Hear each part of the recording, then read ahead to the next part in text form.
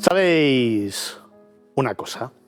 Venía esta tarde de nuevo a escribir un nuevo relato, una nueva historia en este capítulo que comenzamos hoy, en este fin de semana. Un nuevo capítulo de Miradas Viajeras Magazine aquí en Movistar Plus, en Negocios Televisión. Y venía pensando precisamente en las últimas horas de nuestra política, los últimos mensajes que hemos tenido que escuchar y que recibir por parte de nuestro gobierno.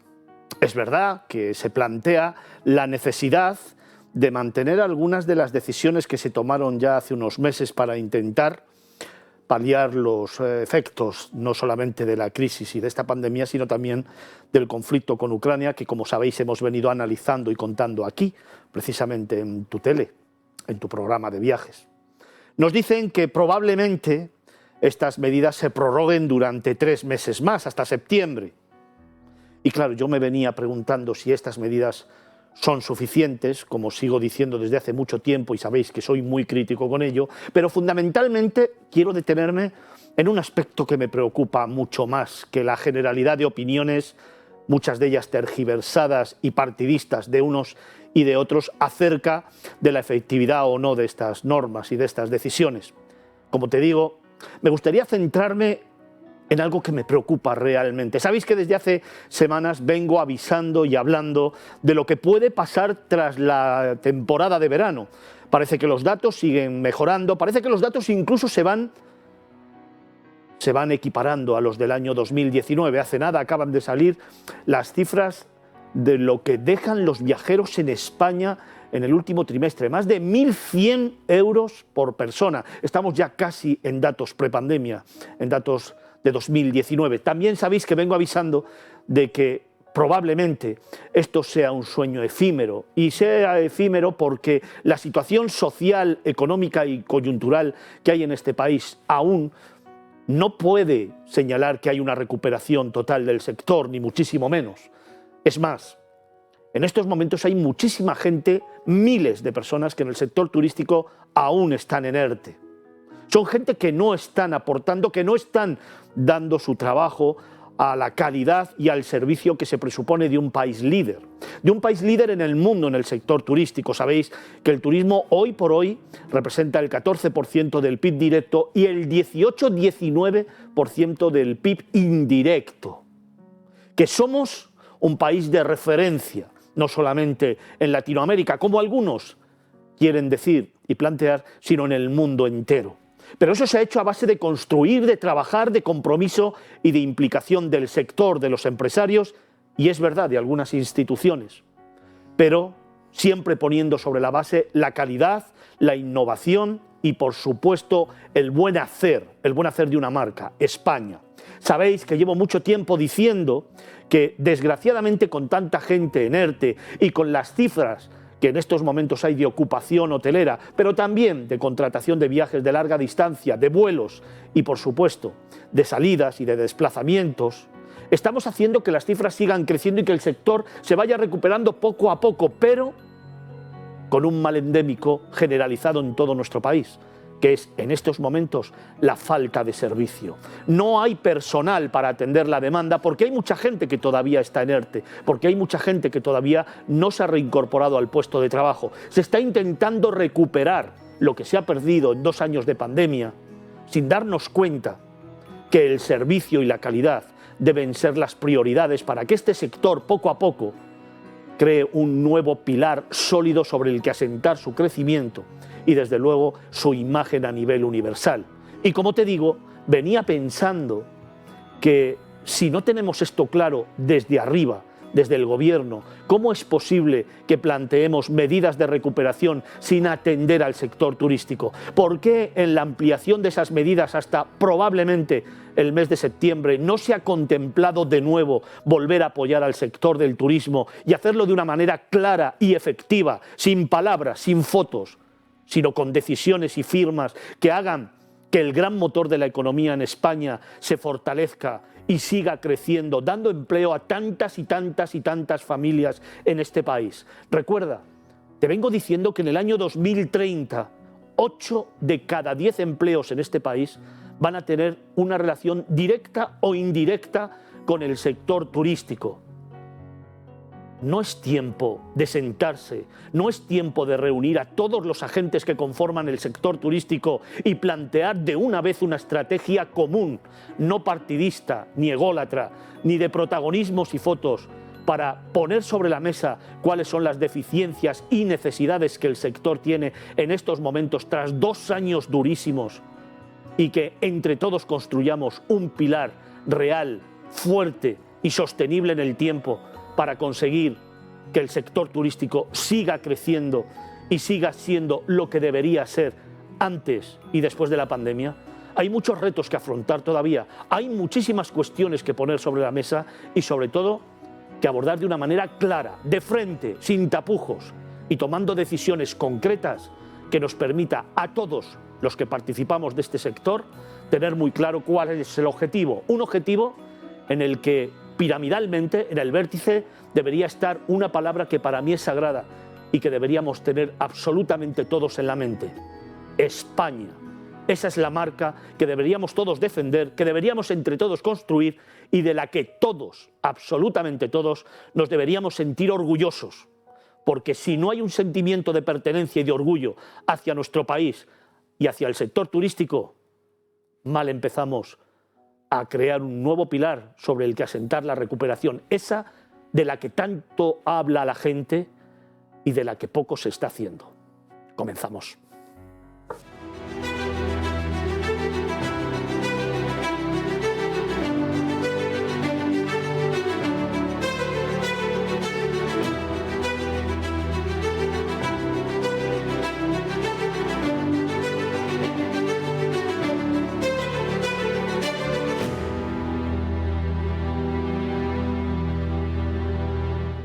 Como te decía, en esta tarde comenzamos un nuevo capítulo, comenzamos un nuevo itinerario. Tenemos un programazo de esos en los que te vamos a contar un montón de destinos nacionales e internacionales. Te vamos a dar planes, obviamente, imaginaremos y, como siempre, vamos a hablar del sector, del turismo, con sus grandes protagonistas, con sus grandes líderes. Hoy, con un tema apasionante. Ya sabéis que poco a poco vamos desgranando los diferentes subsectores del sector turístico, esos subsectores que conforman este gran motor de la economía. Hoy vamos a hablar de un aspecto que me parece apasionante. Hoy vamos a hablar de hotelería, pero sobre todo hoy vamos a hablar de aniversario. Hoy, en este sumario, te cuento todo lo que tenemos escrito para ti en este libro que leemos juntos.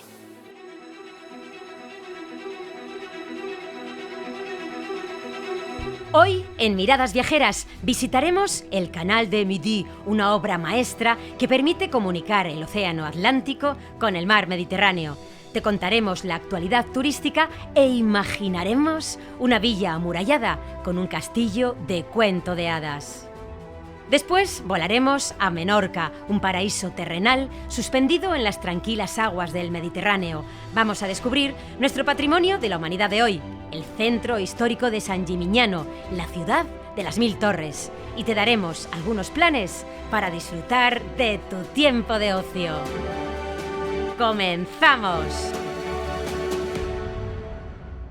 Un sumario en el que, como te prometía, muchos temas son los que vamos a tratar y muchos son los destinos que te vamos a ir mostrando para que vayas diseñando tu próxima escapada. Pero sin más dilación, vamos a comenzar nuestro itinerario y lo vamos a hacer hablando de turismo.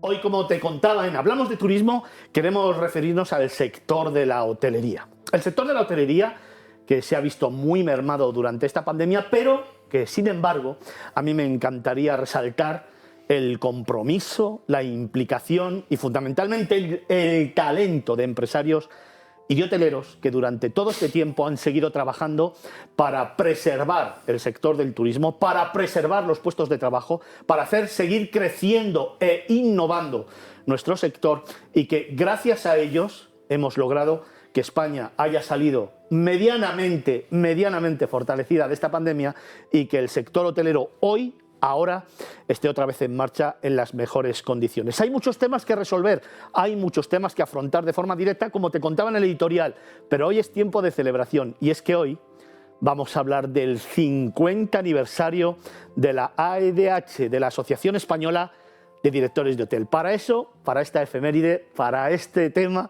hemos invitado a 4 grandes líderes del sector turístico, a 4 grandes protagonistas del sector hotelero que nos acompañan en los estudios centrales de Movistar Plus, de Negocios Televisión, y con los que hoy inicio tertulia. Manuel, buenas tardes. ¿Qué tal? Buenas tardes, Fernando. ¿Cómo estás? Pues muy ilusionado porque es doble cumpleaños. Doble cumpleaños, venga. Sí, porque no solo es el 50enario, sino que también hoy es mi cumpleaños. Hoy es tu cumpleaños. Enhorabuena. Pues muchísimas felicidades, qué callado te lo tenías, ¿eh? A ver, que si no el DNI... Doble celebración. Manuel Vegas es el presidente de la AEDH y además un gran hotelero, formador, profesor de la universidad, que lleva ligado al sector hotelero más de 50 años. Muchas historias que contar, muchas anécdotas, pero sobre todo muchas cosas han pasado en estos 50 años de profesión, ¿eh? Muchas, bueno, cualquiera de los que estamos aquí hemos visto una evolución, ¿no?, muy grande, el abanico es muy amplio, desde hacerlo todo a mano, que eran nuestros inicios sí, originales, a la digitalización que tenemos y las tecnologías. Hemos conocido muchos avances. Somos un sector muy autodidacta, porque lógicamente nos tenemos que ir renovando con el sector y nos tenemos que ir actualizando. Ahora te preguntaré por la AEDH, que es el tema central de lo que hoy hablaremos, pero también hablaremos obviamente de hotelería y de todas esas anécdotas, evolución y retos de futuro a los que nos vamos a enfrentar, pero dejadme que siga presentando a los diferentes tertulianos que hoy me van a acompañar en esta tarde aquí en Movistar, en Negocios Televisión, en Miradas Viajeras Magazine. Tengo conmigo a Jesús Gatell, para mí un auténtico placer, más de 60 años en el sector. Comenzaste con 15 años tu carrera profesional en el mundo de los hoteles y mírate, hoy aquí hablando del sector hotelero con una retrospectiva de más de 60 años. Sí, sí, sí. Bueno, yo empiezo por el principio. Felicitarte, Fernando, por el programa. Nuestro sector necesita personas y programas como estos para crear opinión. El turismo es el gran desconocido de la sociedad española. Sí, lo veo en la calle y este es un problema, antes lo hablaba con Roberto, que quizá sea la causa de muchas disfunciones desde el gobierno, que no entiende el turismo, ni lo apoya ni lo protege, a ciudadanos que tampoco lo entienden. Y felicitar a mi querido presidente, que se lo tenía muy escondido. Luego nos invitas a algo, ¿no? Está cumpliendo 25, está cumpliendo 25. Vamos a dejarlo ahí, porque si no, como tengamos que retroceder hacia atrás, vamos a sumar muchos años, muchísimos años de experiencia. Como veis, nuestros 2 primeros invitados, y dejadme que haga tan solo un paréntesis a este primer titular que deja Jesús Gatell. Es una persona de reconocido prestigio, al que yo quiero mucho, admiro muchísimo, con el que coincido en muchas ocasiones, y acaba de decir algo que realmente es importante, es la importancia del sector turístico en los medios de comunicación. Sabéis que soy muy crítico con la profesión, muy crítico de forma constructiva con mis compañeros y con el resto de medios de comunicación. Es absolutamente necesario que los profesionales de la información, que los periodistas y que los medios de comunicación le dediquemos tiempo y espacio al sector turístico. El sector turístico es el gran motor de la economía en España. Si no nos lo tomamos en serio, si no hablamos de ello, si no generamos opinión, si no informamos, dejando al lado intereses comerciales de lo que pasa en el sector turístico, este sector jamás crecerá y tendrá la importancia en la calle que debería tener y que realmente tiene. Si nos paráramos a pensar lo que genera, a cuánta gente da de comer, y el dato que te he dado antes, que de 8 de cada 10 en el año 2030 trabajará en el sector turístico, si no nos damos cuenta de esto, mal vamos para construir el futuro. Así que un llamamiento a todos los colegas, a todos los profesionales y a todos los medios de comunicación para que de verdad entre todos seamos capaces de apoyar un sector que realmente es importante. Dejadme que siga presentando a nuestros tertulianos. Roberto Requena, buenas tardes. Buenas tardes. ¿Cómo estás? Muy bien, encantado de estar aquí con vosotros. El más joven en experiencia en esta mesa, pero ya son 20 y tantos años de profesión. 23 años ya. Sí. 23 años. Oye, luego vamos a hablar con los mayores Sí, sí. y vamos a aportar el granito de innovación y de modernidad. ¿Cómo ves tú la historia del sector hotelero? Así, de pronto. Dice, llevo 23 años, he tenido que vivir muchos cambios y lo que queda, ¿no? Quizá por tu edad, por tu formación, probablemente la innovación, las nuevas tecnologías y la adecuación a lo que estamos viviendo ahora sea más fácil que antaño. Pero sin embargo, lo de antaño todavía nos hace aprender mucho, ¿no? Sin duda, Fernando. Yo tuve la suerte de empezar en un hotel bueno, pues que tenía una solera detrás, como era el Hotel Capitol, que era el edificio Carrión. Y tuve la oportunidad de trabajar con, bueno, pues con gente que ya tenía pues, 40 años para arriba. Yo era un niño, como aquel que dice, y fue una de mis mayores experiencias profesionales y todavía la recuerdo porque verdaderamente pues, aprendí muchísimo de lo que era la hotelería antigua. Y poco a poco fui creciendo profesionalmente y evidentemente vimos esa transformación o fui partícipe de esa transformación en la que se ha convertido hoy por hoy la hotelería, que evidentemente, aunque la esencia intentamos mantenerla, pero evidentemente a nivel tecnológico y de procesos ha cambiado muchísimo. De eso hablaremos también en los próximos minutos. Dejadme también que presente un viernes más a Jesús Meléndez, tertuliano de esta casa, experto del sector turístico, vinculado siempre también al mundo hotelero y además miembro de la EDH. Hablábamos que tú en torno a los 30 y tantos años de profesión. Sí, la verdad que dedicado a una experiencia que, como comentaba antes con Manuel, no es un trabajo, sino que es una forma de vida. O sea, lo que es el turismo... Como me gusta. Es una cuestión de dar servicio y atender a la gente para hacer gente feliz. Oye, Jesús, tú que llevas tantísimos años en el sector y además soy consciente que has trabajado en la hotelería tradicional, pero además has sido de los pioneros en la innovación. Te conozco desde hace 30 años también. Hemos tenido la oportunidad de trabajar muchas veces juntos y siempre me ha llamado la atención cómo, tratando de salvaguardar la hotelería tradicional y los mecanismos, siempre ha sido un paso por delante, contando nuevas historias, metiéndote en proyectos absolutamente innovadores que se daban en países lejanos y que traías a España.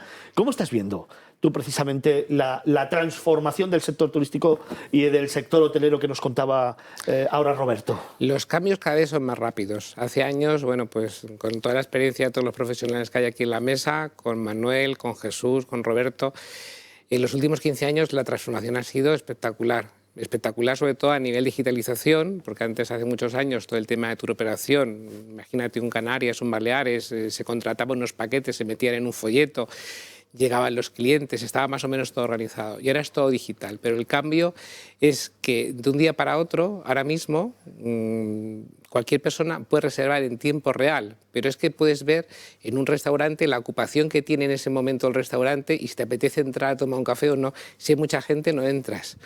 Puedes visualizar la carta, puedes enviar la carta a un amigo, puedes hacer cientos de cosas. O sea, puedes monitorizar lo que es el tipo de cliente, de dónde viene el cliente, el país del cliente, la ciudad del cliente, incluso la calle del cliente. Deberíamos tener horas y horas para hablar de este tema, Manuel, porque esto lo merece, porque ya me está viniendo a la cabeza lo del metaverso, el metaverso aplicado a los hoteles, que tanto defiendes tú, que es lo último ya en el sector hotelero, en el sector turístico también. Manuel, 50 años de la EDH, la Asociación Española de Directores de Hotel, un gran aniversario de una asociación que reúne a los grandes profesionales del sector hotelero, en el que tiene cabida absolutamente todo y que tiene unos valores fundacionales absolutamente claros, que son, en primer lugar, evidentemente, reunir a todo el sector, en segundo lugar, defender sus intereses, en tercer lugar, darles formación y preparación, que creo que es muy importante, cuarto lugar, generar una bolsa de trabajo, muy importante también, y quinto lugar, evidentemente, generar oportunidades y, sobre todo, preservar talento. Lo has definido todo. Nosotros, al fin y al cabo, somos una consecuencia de nuestros pioneros, ¿no? O sea, Jesús forma parte de ese grupo selecto, ¿no? de pioneros que decidieron fundar la asociación para defender la figura del director. Nosotros somos simplemente herederos de ese pasado y lo que hacemos efectivamente es mantener la figura del director, tenerla actualizada. Nosotros estamos haciendo de 25 a 28 eventos a lo largo del año y a lo largo de la piel de toro. El viernes pasado estuvimos en Cáceres precisamente, bueno, pues proporcionándole nuevas herramientas para una nueva comercialización, nuevas tecnologías, cómo generar experiencias emocionales, todo el tema que está comentando Jesús del tema de la digitalización, ¿no? de los mapeos y todo, pues lógicamente hay muchos sectores en España o muchas localizaciones en España que no les llega tanta información como en las grandes ciudades. Pero para eso está la asociación, ¿no? O sea, tenemos actualmente más de 1000 asociados y, lógicamente, pero no solamente nos dedicamos a nuestros asociados, sino al sector, como tú bien has dicho. Sí, señor. O sea, el asociado es importante, pero también queremos que el resto de los directores también estén igual de informados. Jesús, claro, escuchar al presidente y pensar, hace 50 años se crea la EDH y se crea para dar unión, unidad, formación y generar un sentimiento de todos a una en el sector hotelero, que a veces es como que cada uno iba por su lado. Sí, cada uno ha hecho la guerra por su lado y cada uno ha defendido sus intereses sin ningún tipo de unidad, ¿no? Sí, además es una asociación a la que pertenezco desde el inicio. Es una asociación que ha ido generacionalmente mejorando. Ya es difícil eso. Yo no tengo necesidad, más allá del cariño, a la admiración que profeso a Manuel, su presidencia ha venido en un momento muy difícil en el que el egoísmo intenta sobreponerse a la generosidad. Sin embargo, él ha sabido aglutinar a todos alrededor de la EDH, buscando algo muy importante: coherencia, cercanía. Hoy yo veo la asociación, una mezcla, Roberto, gente joven, muy joven, mezclado con los que no somos jóvenes, etcétera, etcétera. Aunque Picasso siempre decía que hace falta tener muchos años para ser joven. Yo lo estoy viendo ahora. Lo que pasa es que ya no tengo remedio, pero veo que hay muchas cosas que te hacen sentir más joven. La EDH para mí es juventud, es ilusión, es compromiso, es cercanía, no solo endogámico hacia los directores de hotel, que por supuesto que sí, pero sobre todo con la sociedad. Yo he visto lo que ha hecho la EDH ahora con los refugiados de Ucrania. En tantas circunstancias difíciles he visto cómo la calidad humana ha cubierto por completo la EDH. Oye, Jesús, después de 60 años y de ser de los fundadores de la EDH y ver un poco esa capacidad de aglutinar conocimiento y de aglutinar a tantas generaciones, ¿cómo ves la innovación y la aplicación de las nuevas tecnologías a un sector que siempre ha sido muy tradicional, muy de palabra, muy de abrazos al cliente? Esta pregunta ya vale mi visita y tu invitación. Gracias, Fernando, por hacerla. De verdad, vamos a ver, metaverso, todo esto ya existía de otra manera. Estamos inventando palabras, pero pocas cosas. Yo alucino cuando me dicen que ahora no hace falta que pase por recepción. Me inscribo desde el móvil. Luego el móvil me va a abrir la puerta a la habitación. Esto no es la esencia de la hotelería, esto no es la esencia del turismo. El turismo somos personas felices a través de hacer felices a los demás. Esta es la esencia que un servidor modestamente tenía como leitmotiv en el Hotel Princesa durante los 23 años que estuve allí. Ser felices haciendo felices a los demás. Yo creo en eso. Roberto, Jesús, aquí tenemos otra tendencia. Vamos a ver, Roberto, desde tu punto de vista, claro, ahora los clientes que puedan llegar a la puerta y simplemente con la retina ya abren la cerradura, ya abren su estancia. ¡Wow! Eso no son personas con personas, como defiende Jesús, ¿eh? Sin duda. Yo soy un poco... A ver, yo intento equilibrar siempre la balanza, ¿no? Yo creo que es indudable que la tecnología es fundamental y la digitalización en el sector es básica para los tiempos que corremos, porque el cliente no lo está demandando y constantemente, pues como decía Jesús antes, pues me meto en mi ordenador y busco mi reserva y busco mi restaurante y busco la habitación que voy a tener y busco y lo encuentro. Pero que no se nos olvide que estamos en la industria de la hospitalidad. Yo cuando estudié en la Escuela de Hostelería y Turismo, en la que Manuel es profesor, eso te lo metían con calzador, la industria de la hospitalidad. Claro. Y al final es una parte indudable que las personas tienen que estar para recibir a los clientes. De diferente manera. Ahora ya va a ser a lo mejor un poco más informal, pero no es que tener una persona al otro lado del mostrador o tener una persona que te atienda, que te reciba, que te asesore, que te diga lo que puedes hacer, que te diga cómo puedes disfrutar de una experiencia dentro del hotel, para mí, a pesar de ser más joven, creo que es fundamental. Y esto no lo podemos, no se puede rechazar a las personas a favor de la tecnología. Fijaros qué importante, la industria de la hospitalidad. Aquí me habéis escuchado muchas veces hablar precisamente de esas leyes de la hospitalidad, de esas estrategias de la hospitalidad que hay muchos destinos que están poniendo en valor, que están además generando, creando y legislando. Hablar de hospitalidad, hablar de abrazos, hablar de recepcionar al viajero y hacerle sentir una experiencia única. Si estamos en eso, ¿cómo estamos perdiendo la humanidad en el sector turístico y la relación precisamente en los hoteles? Cuando lo que hace el viajero nada más llegar a nuestro país es primero coger un taxi, pasar una aduana donde ya deberíamos tener un concepto de hospitalidad y de abrazo, después un taxi que es el que te lleva al lugar de residencia, que también son agentes fundamentales en el sector turístico y nunca se les ha prestado atención ni formado en este aspecto, y luego la llegada al hotel, donde empieza tu experiencia, una experiencia que va a durar X días y que debería ser desde el inicio algo diferenciador y el comienzo de una gran historia. No se puede perder la innovación, pero tampoco se puede perder la humanidad y la relación. Y yo creo que lo inteligente es precisamente aunar ambas cosas. Innovación es necesaria, pero humanidad es absolutamente determinante en el sector turístico. Jesús, a pesar del metaverso. Sí, pero tienen que convivir muchas cosas. Tú comentabas antes, tú llegas, eres un millennial, haces una reserva en Roma, vienes a Madrid un fin de semana, llegas a Barajas y entonces ese muchacho, esa muchacha que va con su teléfono móvil, que el billete lo tiene en el teléfono móvil y quiere coger el autobús. ¿Vale?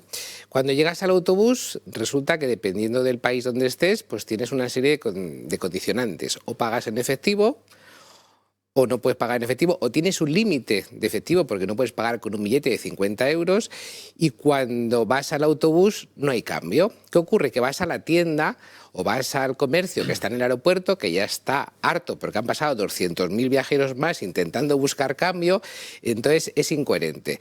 Tengo que poder permitir pagar con una tarjeta de crédito, poder pagar con el teléfono en el móvil, y todo eso se ha ido consiguiendo en muchísimos destinos poco a poco. Tú, por ejemplo, en Santander puedes pagar en el transporte público con el teléfono móvil, pero es que cuando tú llegas, por ejemplo, a Oslo y vas al centro de la ciudad, te sale más barato pagar con la tarjeta de crédito que en efectivo el billete. Jesús, es que a lo mejor lo que hay que hacer es aplicar la tecnología y la innovación, pero que lo hagan personas. A lo mejor esa es la simbiosis a la que habría que Estamos de acuerdo, pero va a haber, permíteme, va a haber un cambio porque va a haber dos tipos de hoteles. El de servicios limitados, donde todo puede ser automático, con tu teléfono, puedes abrir todo, y luego un servicio que en Madrid ahora mismo es pionero en ese concepto de hotel, concepto de la hospitalidad que estamos hablando, donde se están posicionando los mejores hoteles y las mejores marcas del mundo para atender a los clientes.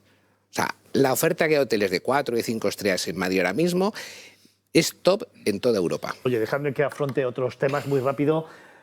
Manuel, dentro de la EDH una de las cuestiones fundamentales es la formación. Y claro, a mí me viene a la cabeza precisamente que uno de los males endémicos que ha tenido el sector turístico siempre ha sido la formación y la capacitación, ¿no? Y más ahora, donde además hay miles y miles y miles de puestos de trabajo en el sector hotelero que no se están cubriendo. Bueno, todo el mundo habla de esa falta, ¿no?, de mano de obra, de que no hemos sabido retener el talento. Si nos ponemos a estudiar causas, pueden salir miles de causas, pero lógicamente deberíamos empezar por la formación, ¿vale? Parte de ese problema radica en la formación. Jesús, los dos Jesuses y Roberto también se dedican, ¿no?, también a esa faceta formativa como expertos, y yo no tengo ningún digamos, problema en detectar cuál es su grado de implicación con esos alumnos a través de su experiencia, pero lamentablemente no tenemos un profesorado que esté a la altura del sector, de las programaciones formativas son obsoletas, estamos hablando de conceptos caducos, y eso, pues bueno, implica de que no estamos sacando profesionales al 100%. ¿no? Quizá el día a día vaya muy por delante de lo que se enseña en las escuelas, pero vamos, no solamente en el turismo, en cualquier profesión. Eso, lo que está pasando hoy mismo en la sociedad, se está adelantando, va a una velocidad vertiginosa la sociedad, la economía, lo profesional, y habría que adecuarse y aprender mucho en el profesorado para formar. Pero Jesús, a mí me viene a la cabeza también otra cuestión, y es que no hay un sentimiento de orgullo de pertenencia al sector turístico. Siempre digo que esto tiene que empezar por la familia. Cuando alguien le dice a su padre, papá, quiero trabajar en el sector turístico, y tu padre te dice, primero sea abogado, piloto o empresario, y luego dedícate al sector turístico, ya es el primer problema. Cuando luego llegas a las escuelas y no se trata el sector turístico como una profesión de futuro, de crecimiento profesional y económico, también mal vamos. Cuando en las instituciones no se trabaja precisamente por fomentar la formación y por tener un sector turístico con un ministerio propio y desde luego con una preponderancia en el ámbito económico de este país, pues también mal vamos. Y cuando en las propias empresas tampoco se tiene muchas veces en cuenta que el trabajo hay que pagarlo y que evidentemente hay que tener ese sentimiento de orgullo al sector, pues claro, es un compendio que sumado a la formación, claro, hace que haya muchísimas vacantes ahora mismo sin cubrir. Sí, totalmente de acuerdo, Fernando. Vamos a ver, cuando un país cuyo petróleo es el turismo, tú has hablado 18-19% del Producto Interior Bruto, no hay otra actividad, otra industria en España más próspera que el turismo. Hasta el Banco de España dice, prevemos una buena temporada del turismo y esto va a influir en los resultados económicos del país. Sin embargo, Ada Colau, hace unos meses, hablaba de que el turismo era un trabajo de esclavos, mal pagados. Esto lo he oído yo. Sí, sí. Y así le va a Barcelona en este momento. Cuando un ministro del gobierno actual dice que el turismo no aporta valor, cuando un gobierno y los anteriores, porque Josep Piqué en un foro como este, yo me lo apunté, participaba en él, dijo que el problema de España era la falta de formación. España, decía Josep Piqué hace años, en Zaragoza, a los pies de la Virgen del Pilar, nos decía que llevábamos más de 20 años de retraso con Europa.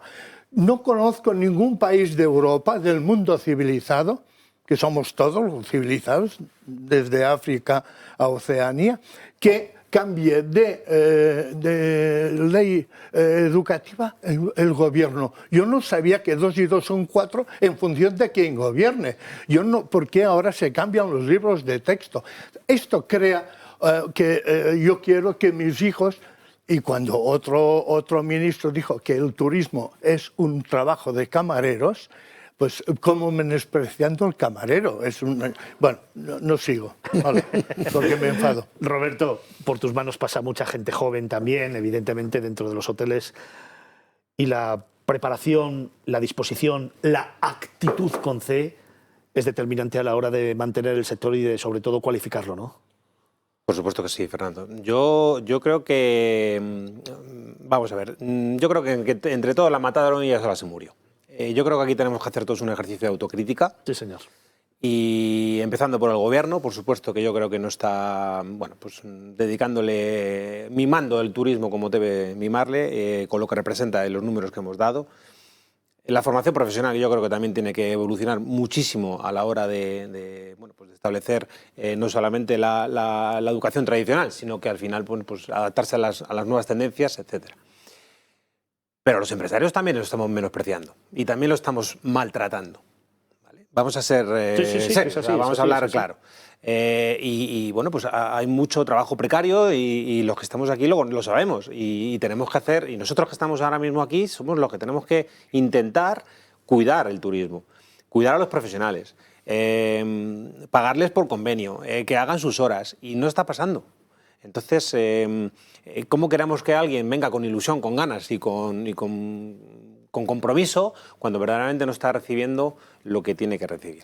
Una gran reflexión que tenemos que tener muy en cuenta. Nos van quedando 2 minutitos para cerrar esta tertulia, así que me gustaría que nuestro presidente, que Manuel Vegas, el presidente de la EDH, la Asociación Española de Directores de Hotel, mirando a cámara, lance un mensaje de integración y sobre todo de que seguimos albergando a todos los directores de hotel, que tienen cabida todos en la asociación y que la asociación solamente puede crecer si los directores de hoteles creen en ella, se involucran, se inscriben y participan de una forma activa. Manuel.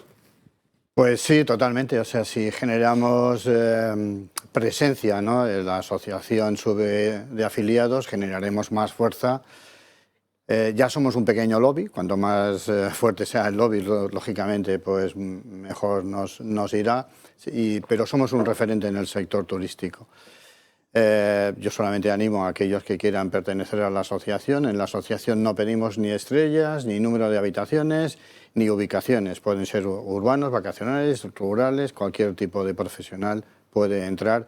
Todos formamos partes de la misma familia y lo que interesa es que la familia siga adelante y sobre todo generemos, que me parece una buena reflexión que has hecho al principio, que la marca España es fundamental y esa es la que tenemos que ondear con orgullo de pertenencia y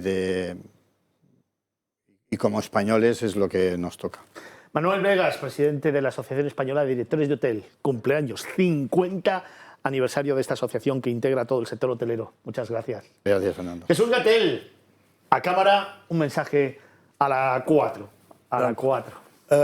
Yo algo que a lo mejor escandaliza, yo volvería al casillero de los conserjes con un llavero bien grande, como la cadena Chiga, que ha sido un referente mundial, aquellos llaveros preciosos, de tal suerte que yo, hotelero, tuviera al menos 2 oportunidades diarias para decir: don Fernando, ¿cómo está usted? Necesito algo de nosotros. Estos mensajes por el teléfono permanentemente quedan muy bien, pero más que marketing, confundimos el marketing bueno, el de Philip Kotler, lo confundimos y lo que hacemos es mucha propaganda. No me vale que me manden todo el día mensajes de: oiga, ¿tiene usted una nueva tarifa? ¿Por qué no me llama usted? Yo no consigo hablar con nadie. El hotel tiene que hablar con sus clientes. Jesús Gatell, muchísimas gracias. A vosotros siempre. Roberto Requena, a cámara a la 1, un mensaje para toda la audiencia. Bueno, pues yo creo que lo que tenemos que hacer es cuidar el turismo, porque como hemos dicho aquí, es el motor, uno de los motores fundamentales de nuestra economía y para eso todos tenemos que poner de nuestra parte. Como decía antes, tanto empresarios como gobiernos, como instituciones y por supuesto la EDH, que está haciendo un trabajo en el cual yo también formo parte y que estoy en la Junta Directiva en la Delegación de Madrid. A Manuel se le comentaba, se le ha escapado una cosita, no solamente tenemos que estar trabajando los directores para pertenecer a la asociación, también si no estamos trabajando es una plataforma fantástica para poder bueno, pues involucrarte en un lobby, estar al día, en tendencias, en formación, etcétera. Y yo creo que es importante que no solo trabajando, sino que también estando en búsqueda de empleo o si quieres estar dentro del sector de manera activa, es una plataforma fantástica. Muchísimas gracias, Roberto. Gracias a los 3 por haber venido. Gracias a los 3 por haber abordado este tema. Ojo, vamos a seguir hablando de ello porque hay muchos temas que tenemos que tocar en el sector de la hotelería. También me gustaría hablar de todos los planes de futuro, de todos los retos que tenemos por delante, de las ayudas después de la pandemia. Así que os prometo que volveremos en otra tertulia a contar con nuestros protagonistas de hoy para que sigamos hablando del mundo hotelero. Jesús Menéndez, a cámara, cierras tú. Pues una reflexión, sobre todo a nivel de la EDH, el tema de la formación es muy importante y sería imprescindible que todas las comunidades autónomas tuvieran un hotel escuela. Sería algo fantástico. Habría profesionales formados que darían un valor a este país. Muchísimas gracias. Pues esto ha sido por hoy esta tertulia de Hablamos de Turismo. Dejadme tan solo unos segundos para daros unos consejos y regresamos inmediatamente.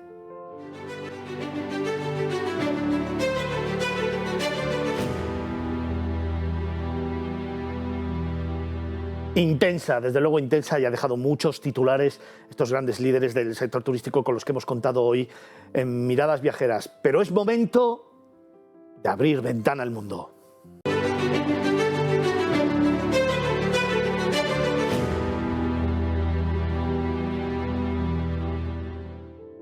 Fue una obra del rey Luis XIV. Son 242 kilómetros de recorrido. Y es patrimonio de la humanidad desde 1996. Hoy nos vamos a descubrir el Canal de Midi.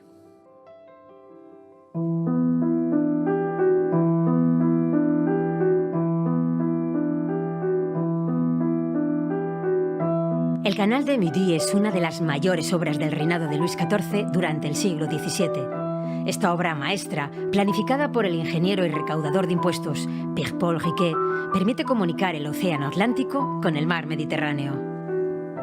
Cuando en 1662 el rey Luis XIV recibió la propuesta de construcción, vio en él una forma de privar a España de parte de sus recursos y la oportunidad de marcar su reinado con un trabajo imperecedero, casi faraónico para la época. 5 años después se iniciarían las obras. El proyecto, extremadamente costoso y complicado, requirió la construcción de varios embalses y represas, con numerosos acueductos, puentes y esclusas, una obra maestra de ingeniería que, después de su finalización, en 1694, dio a la región un enorme impulso económico. Con la llegada de las grandes autopistas en la década de los 70, el Canal de Midi se hizo cada vez menos importante para el comercio, pero a la vez empezó otro uso. Hoy en día, el turismo ha tomado el relevo a su uso como medio de transporte de mercancías y personas, y desde su declaración en 1996 como Patrimonio Mundial por la UNESCO, el Canal de Midi goza de una notoriedad mundial que atrae a navegantes de todo el mundo. Con 242 kilómetros de largo, el canal te transporta a través de un magnífico paisaje mediterráneo con exuberantes viñedos, pueblos medievales y ciudades históricas, donde hay muchos tesoros culturales por descubrir. Son imágenes maravillosas. He tenido la oportunidad de poder navegar por este canal en varias ocasiones, poder hacer su recorrido y sobre todo poder disfrutar de las imágenes, los parajes, los momentos y los instantes que hoy queremos contarte. Lo queremos hacer de la mano de uno de nuestros grandes tertulianos, de otro gran periodista, viajero, escritor y uno de los habituales de Miradas Viajeras Televisión. Hoy hablamos con David Vigorra, el director de la revista Q-Travel. David, buenas tardes. Hola, buenas tardes, Fernando. ¿Cómo estás? Muy bien, muy estresado. Ya estamos viajando estos días atrás, que no me has visto, y os voy a contar muchas cosas estas semanas que vienen. Oye, tenemos ya una agenda increíble de viajes, una agenda increíble de lugares que volver a visitar, que volver a disfrutar y contárselo a todos nuestros telespectadores. Se recupera el sector del turismo, volvemos a viajar, que es lo importante, y hoy traemos una propuesta increíble. Este Canal de Midi, donde lo más bonito yo creo que es dejarse llevar, coger una embarcación y comenzar a navegar. Pero si te parece, antes de hacerlo tendremos que formarnos, tendremos que prepararnos, o es simplemente coger un barco y ponerse a navegar. No, en absoluto. Lo primero que hay que hacer es buscar una empresa que te alquile los barcos. Si bien no hay muchas, una media docena aproximadamente, que operan en el canal, no solo el de Midi, sino los distintos canales que hay en Francia. Has de buscar una empresa con solera, ¿no? Una empresa que incluso tiene un trato adicional, porque te hablan en español, ¿no? Y tiene una sección de gente que te trata a ti, al público español, porque también somos un poco así como tiquismiquis, ¿no? A la hora de formarnos. Y nosotros lo que hicimos es buscar la mejor. Y encontramos a Le Boat, que es la empresa que nos ha llevado durante esta semana de recorrer el canal, y sobre todo, que es lo más importante, es la empresa que te asesora, porque lo que has de buscar no es solo que te den el barco y toma las llaves y arranca, sino es un asesoramiento en base a tus criterios, a tus gustos, ¿no? Te van a contar dónde puedes parar, qué puedes visitar. Siempre se adaptan a tus necesidades. Y además, no solo opera en Francia, opera por toda Europa. Oye, David, decías tú, te dan las llaves y te pones a navegar. Bueno, yo no sé si necesitas algún tipo de titulación o si le quitamos los miedos a toda la gente que nos está viendo. Mira, vamos a quitar los miedos, como tú dices. De entrada, en Francia y en Europa, excepto en España, no es necesario un título de patrón. A excepción de Alemania, que hay lugares, solo son pequeñas zonas que sí lo necesitas. Pero estamos hablando de Holanda, estamos hablando de Bélgica, estamos hablando de la mayoría de los países europeos donde hay canales fluviales, no precisas ese título de patrón. Eso sí, lo importante en este tema es de que te dan una formación, no es toma las llaves y vete como sería un coche de alquiler, ¿no? Aquí sí hay una formación que puede ser de un par de horas, no necesitas más.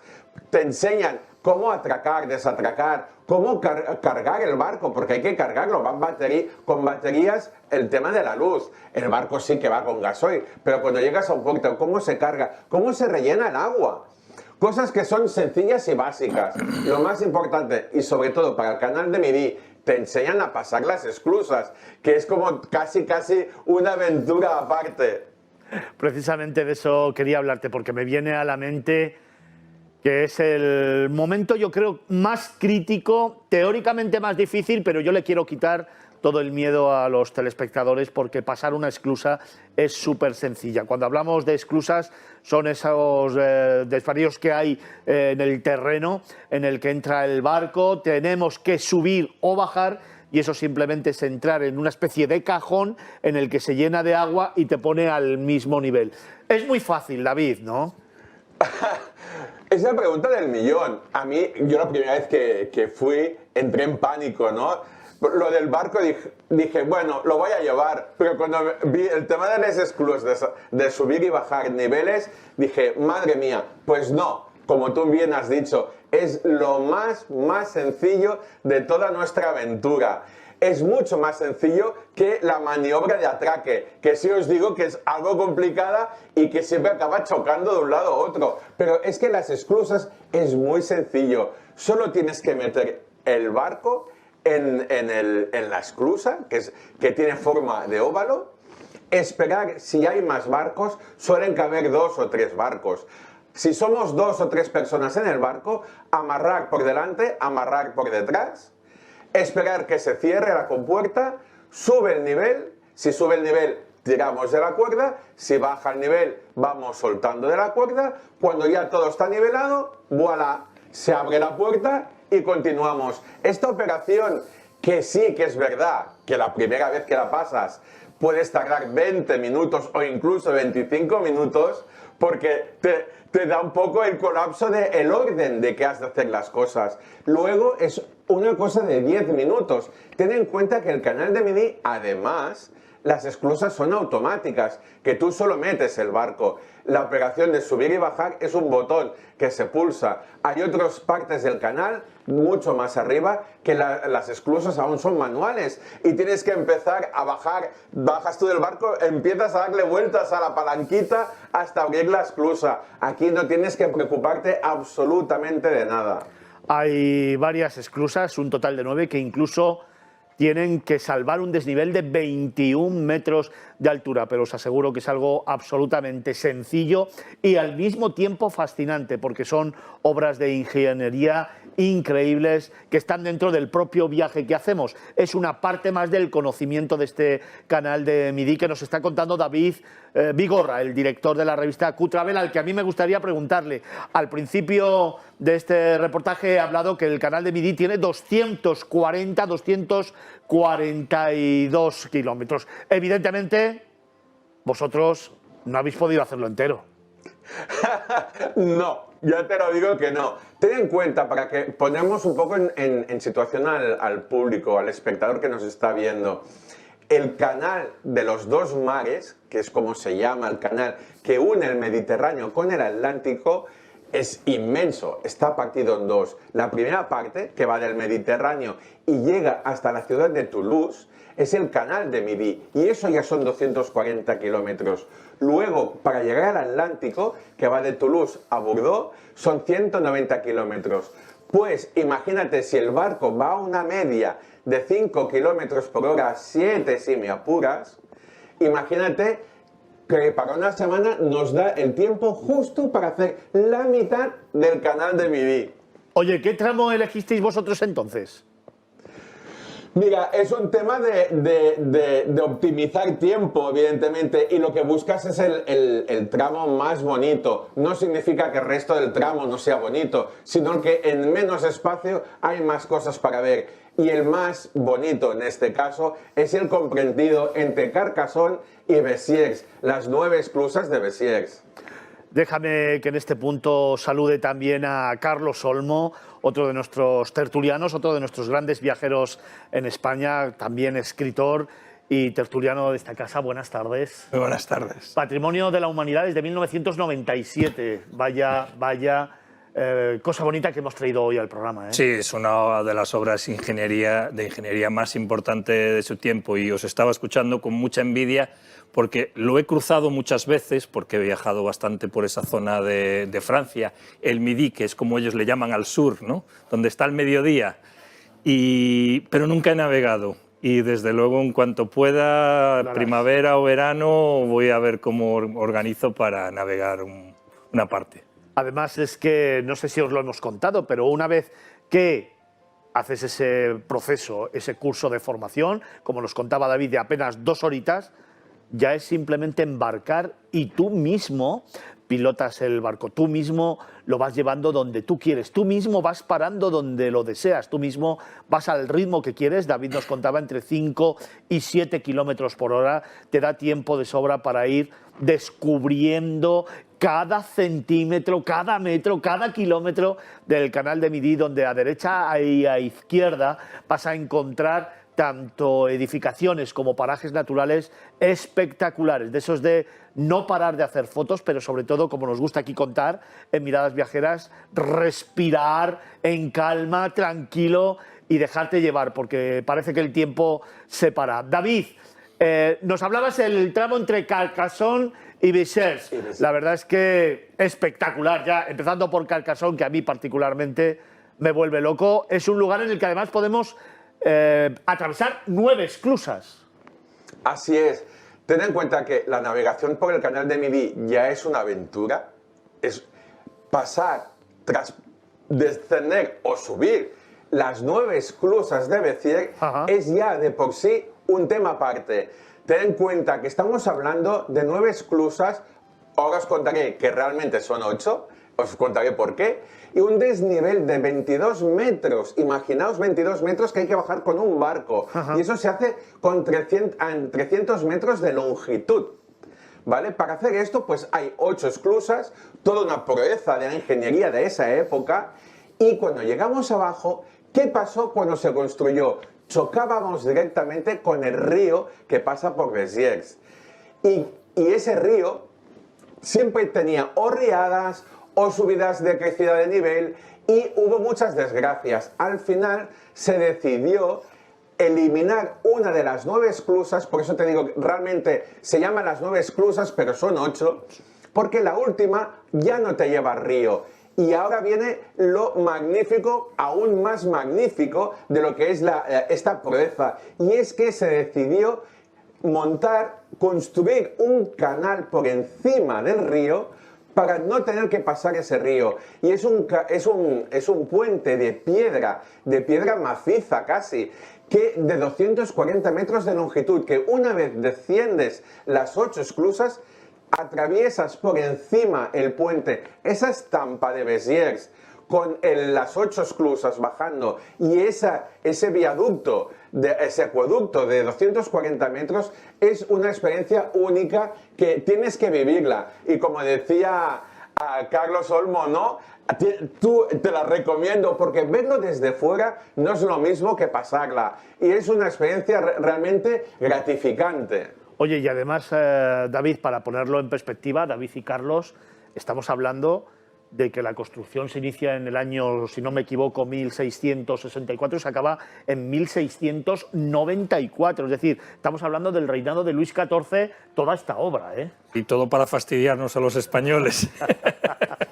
No, obviamente vieron la perspectiva comercial, la perspectiva estratégica, ¿no? Porque hay que pensar que cualquier barco que entra al Mediterráneo tiene que pasar por Gibraltar, que en aquellos momentos todavía era español, ¿no? Entonces, obviamente, desde el punto de vista económico, estratégico, comercial, valió la pena construirlo, bueno, y ahí lo tenemos, ¿no? David, la verdad es que estar navegando por este canal te da la perspectiva no solamente de la magnificencia de los paisajes y de las construcciones y las poblaciones que vamos atravesando, sino también la perspectiva histórica de lo que supuso este reinado de Luis XIV. Pero déjame preguntarte, en ese tramo entre Carcassonne y Béziers, ¿hay algunos lugares a los que, digamos, prestar mayor atención? Mira, te voy a decir un lugar y una sensación o una experiencia. Venga.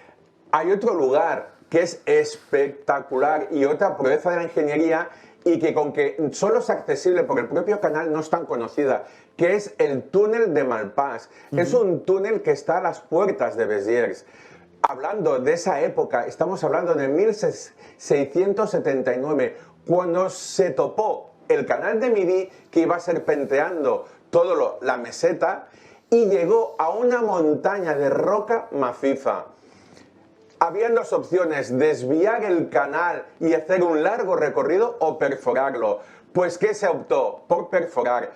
1679. ¿Cómo se perfora? Nada de dinamita, a pico y pala. Un túnel fluvial de 173 metros de longitud, 6 metros de ancho, pasaba justo el barco, y 8 metros de altura. Y eso se tuvo que hacer totalmente a mano. Es una obra de ingeniería increíble. Pero es que vamos a rizar el rizo. Ahora, a día de hoy, debajo de ese túnel de Malpas, que si veis el nombre Malpas es mal paso, imaginaos el tema de ese túnel. Debajo del túnel ahora mismo está pasando el túnel del tren que va a Narbona. Pero es que debajo del túnel del tren que va a Narbona hay un túnel de agua, de drenaje de agua, de un estanque gigante que hay cerca de él. Imaginaos la importancia de ese túnel. Como se les caiga esto es una piedra, estamos mal parados. Oye, David, estaba viendo las imágenes, de verdad que me traen unos recuerdos increíbles. Yo la primera vez que hice el canal de Midi lo hice con un grupo de periodistas, nos llevaron hace ya, te hablo, hace muchos años, casi 30 años, y fue una experiencia espectacular pilotando el barco y sobre todo conviviendo con compañeros de profesión. Que bueno, puede parecer que este tipo de barcos está muy preparado para la familia y para una intimidad de amigos, de pareja, de familia, pero también están preparados para que cada uno pueda hacer su vida de una manera tranquila y, bueno, pues bastante íntima, ¿no? Bueno, de entrada, Fernando, me has dejado de piedra, porque si lo hiciste hace tantos años, en los barcos debían ser a remo. Ya te contaría yo. Yo tuve la opción de ir con un yate que iba con gasoil. Mira, y con unas comodidades que lo vas a flipar. Te voy a contar una cosa, te voy a contar una anécdota, David. En ese viaje, imagínate en uno de los yates, hace 30 años, en la cubierta, 6 periodistas y con un cassette poniendo el dúo dinámico. Me lo creo, de ti me lo creo, o los pecos. Me confieso ante toda la audiencia, así fue hace 30 años. Luego he tenido la oportunidad de hacerlo más tranquilamente y disfrutando del canal de otra forma, pero así fue. Perdona, cuéntanos, venga, ¿cómo son esos barcos ahora? Mira, las comodidades son infinitas. Estamos hablando que es parecido, casi idéntico a un crucero de lujo de estos de alta mar que puede hacer cualquier de estas compañías. La gracia del barco, evidentemente, es llenarlo. Un barco no es que sea caro. Si echas números, es baratísimo. Pero si coges un barco con 3 camarotes, lo tienes que llenar con 6 personas. Entonces los números, bueno, salen tirado de precio. Es una experiencia realmente económica. Nosotros tuvimos la ventaja que éramos 3 personas y 3 camarotes. Y entonces, bueno, eso ya es máximo lujo. Pero es que está equipado. Ten en cuenta, tienes baño propio, tienes cocina, tienes sofás, tienes cubiertas para tomar el sol. ¿Es realmente una casa flotante? No, es más, es un hotel de 5 estrellas flotante. La convivencia es lo más divertido, como tú has dicho. Si lo llenas, te mueres de risa. Si lo haces con amigos, bueno, te digo yo y te lo aseguro que esa semana es inolvidable. Y si lo haces con familia, os aseguro también que lo vais a recordar toda la vida.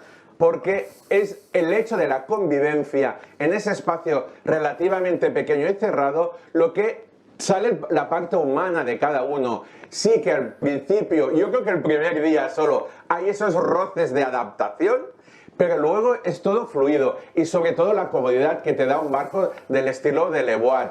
Es que yo acabé encantado. Oye, David, hablando de precios, ¿nos das una alternativa, nos das un baremo de precios para algún barco, más o menos? Mira, cuenta, evidentemente, temporada alta y temporada baja es como un hotel. Estamos hablando que a veces se dobla el precio de un hotel, es lo mismo. Pero yo he echado números y si tú llenas el barco en una semana que no sea agosto, puede salir por cabeza 300, 350 euros. Una semana completa. Imagínate, está tirado de precio. Sí. La gracia, ya te digo, la gracia y el truco es llenarlo. Llenar ese barco con toda la gente que puedas llenarlo, evidentemente. Si son 3 camarotes, 6 personas, que de hecho siempre hay una de más, porque en el propio comedor, el comedor se convierte, sabes que los barcos están optimizados con el espacio y el comedor se convierte en una cama también. El sofá del comedor es una cama. Así que si haces esos cálculos, realmente es una experiencia que encima sale económico y tú puedes hacerte la comida. Y lo que te contaba antes, de no solo lugares, sino experiencias, el canal de Midi está lleno de viñedos. Puedes parar el barco. Estamos hablando que el barco no va a un puerto como un crucero. Paras donde tú quieres. Si tú te quieres parar en un viñedo, paras en el viñedo, te bajas. Puedes hacer una cata de vinos. Puedes coger la bicicleta que llevas en el barco y ir a darte una vuelta. Es que es libertad absoluta. David, una propuesta maravillosa, una propuesta increíble, un gran viaje. Carlos, una experiencia que tienes que hacer, ¿eh? Sí, vamos, ya empiezo a mirar fechas ahora mismo en cuanto termine el programa. Pues vamos a hacerlo. Nos vamos, Fernando, nos vamos los tres. Carlos, tú y yo. Y volvemos a poner el dúo dinámico. En directo para Miradas Viajeras Televisión. Claro bueno, que sí. La además, es que... como ya te he visto con la gorra de capitán, ya tienes asignado el puesto. Oye, David, fantástico trabajo. Muchísimas gracias por habernos traído esta propuesta. Venga, hasta luego. Vamos a continuar camino. Tenemos todavía por delante muchísimas cosas que contaros, pero dejadme tan solo unos instantes que os demos unos consejos y volvemos.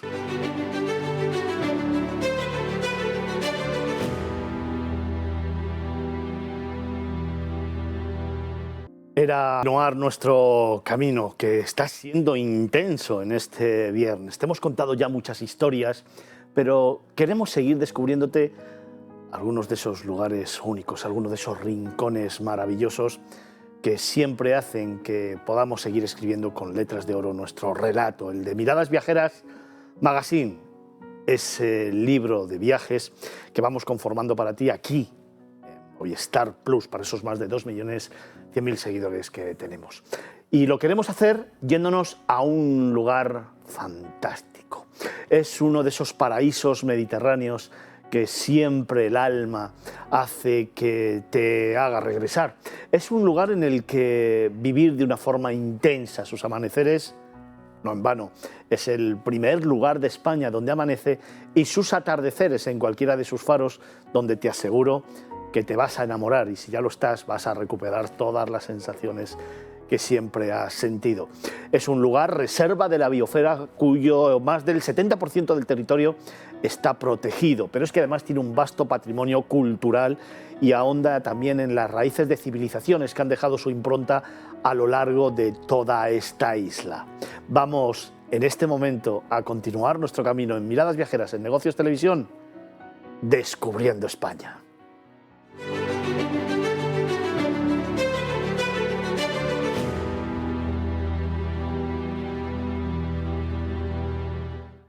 ...700 kilómetros cuadrados y es una isla de esas, como te decía antes, en las que sus calas y sus playas no te van a dejar indiferente, en el que además sus ciudades te van a sorprender por el patrimonio que te regala y que hace que el viajero se sumerja en una historia diferente, se sienta protagonista de un lugar único, como te decía antes. En este instante descubrimos España, hoy, aquí en Miradas Viajeras, yéndonos a Menorca.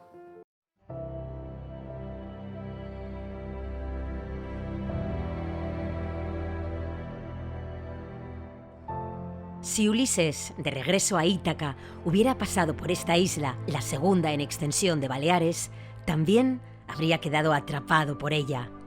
No por los seductores cánticos de sirenas descritos en la Odisea de Homero, sino por el magnetismo de su cultura talayótica, que ofrece también un emocional viaje de regreso al pasado, al año 2100 a.C.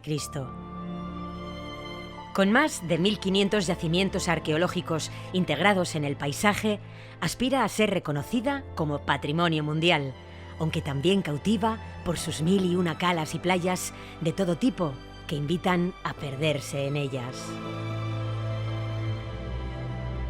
Menorca es un paraíso terrenal mecido en las tranquilas aguas del Mediterráneo, declarado hace casi 30 años Reserva de la Biosfera por la UNESCO. Un iceberg de naturaleza y sosiego que por sus peculiares características es también la isla del deporte, el lugar ideal para la práctica deportiva al aire libre. Calas vírgenes, barrancos y acantilados ofrecen un espectáculo visual único a quien se decida a recorrer a pie, en bicicleta o a caballo los 185 kilómetros de su perímetro costero por el Camí de Cabals, una ruta cuyos orígenes se remontan a 7 siglos que hoy es otra de sus señas de identidad. Y por mar, disciplinas como el kayak, paddle surf, vela, natación o buceo permiten admirarla desde otra perspectiva distinta a la terrestre, descubriendo todos los rincones de su recortada costa. Pero Menorca también es pasión por la cocina, con productos de proximidad vinculados al territorio y amparados en la sostenibilidad y la protección del medio ambiente. Ello, además de sus múltiples citas culinarias, Menorca en el plato o Mostra de Cuina, le ha valido el reconocimiento de Región Europea Gastronómica 2022. Y por si tierra y mar fueran poco, Menorca también seduce por su cielo, formando parte del escogido grupo de destinos Starlight, donde observar las estrellas sin apenas contaminación lumínica. Visitar Menorca es sumergirse en un tempo especial, el que emana de su filosofía slow, porque aquí la vida transcurre a otro ritmo, lento, tranquilo, poco a poco, acoplado al entorno y adaptado al paisaje. Sí, definitivamente, Ulises hubiera quedado atrapado aquí, como atrapado queda quien se deja tentar por Menorca. Como habrás visto en este reportaje y en estas imágenes, es un lugar de ensueño, es un lugar mágico, es un lugar mimético, es uno de esos lugares al que siempre volver y el que compartir tanto en familia como con nuestros mayores, en pareja, con amigos. Es un lugar que lo tiene todo, un lugar, como a mí me gusta decir siempre, seguro. Es la isla de Menorca, que quiero descubrir poco a poco y paso a paso, como me gusta contarte todos los fines de semana, de la mano de dos grandes tertulianos, de dos grandes amigos y sobre todo de dos grandes protagonistas que conocen perfectamente el destino. En primer lugar, quiero presentar a Susana Mora, es la presidenta de Menorca. Susana, buenas tardes. Hola, buenas tardes, Fernando. ¿Cómo estás? Genial. Como siempre que coincidimos, estoy encantada de estar hoy contigo y con Manel, a quien presentarás ahora. Es un placer. Mira que me gusta la sonrisa que tienes siempre cuando hablamos de Menorca, cuando compartimos Menorca y sobre todo cuando ponemos en valor este gran paraíso del Mediterráneo que, como siempre digo, lo esconde todo, pero te regala su alma, que yo creo que eso es lo más importante que tiene la isla, ¿eh? Es así, es así. Sabes que cuando hablamos de Menorca me tocas la fibra. Es casi como cuando hablo de mis hijos. O sea que imagínate. Déjame que presente también a otro de los tertulianos de Miradas Viajeras, otro de los habituales, periodista, escritor, gran viajero, pero sobre todo gran amigo y conocedor y apasionado de la isla de Menorca. Es Manel Antolí. Buenas tardes, Manel. Buenas tardes, Fernando. Buenas tardes, Susana. Vamos a hablar de uno de los lugares, y no me equivoco si lo digo, uno de los lugares más hermosos del mundo, ¿eh? No te equivocas. Pues, Susana. No, faltaría más, Manel, que te toque tú.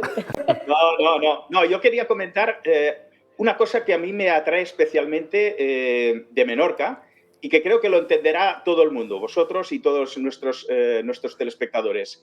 Es un destino lo suficientemente pequeño para que sea asequible, de punta a punta son 45 kilómetros, menos de una hora, y suficientemente grande para que no te encuentres como angustiado, dispones de ciudades, dispones de pueblos, dispones de una ruta para senderista de 185 kilómetros que bordea toda la costa, dispones de faros, o sea, tiene mucho contenido en muy poco espacio y eso es algo realmente único y que la hace muy especial.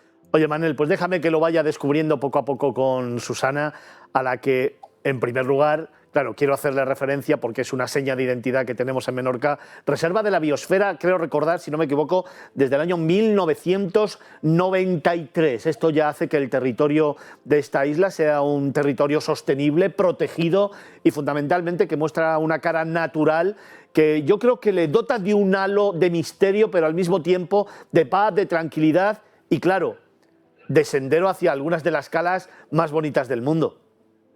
Sin duda, Fernando. En un momento en el que el mundo entero habla de sostenibilidad, realmente por la necesidad que tenemos, ¿no? como humanidad de luchar contra este cambio climático para tener presente y tener futuro, a mí me gusta decir, poner en valor que en Menorca acuñamos el concepto de sostenibilidad antes de que se definiera y se inventara. Y precisamente el hecho de que en el año 93, es decir, nos remontamos a casi 30 años atrás, Menorca fuera declarada reserva de biosfera en su integridad, es decir, el valor es ese, es decir, toda la isla es una reserva de biosfera, no es que tengamos un parque que sea reserva de biosfera o un pueblo, no, nuestra isla entera es reserva de la biosfera, con lo cual somos lo que es precisamente el paradigma de la preservación de un territorio con la posibilidad del desarrollo social y económico en el mismo, y ese equilibrio es lo que hace realmente tan especial a nuestra isla.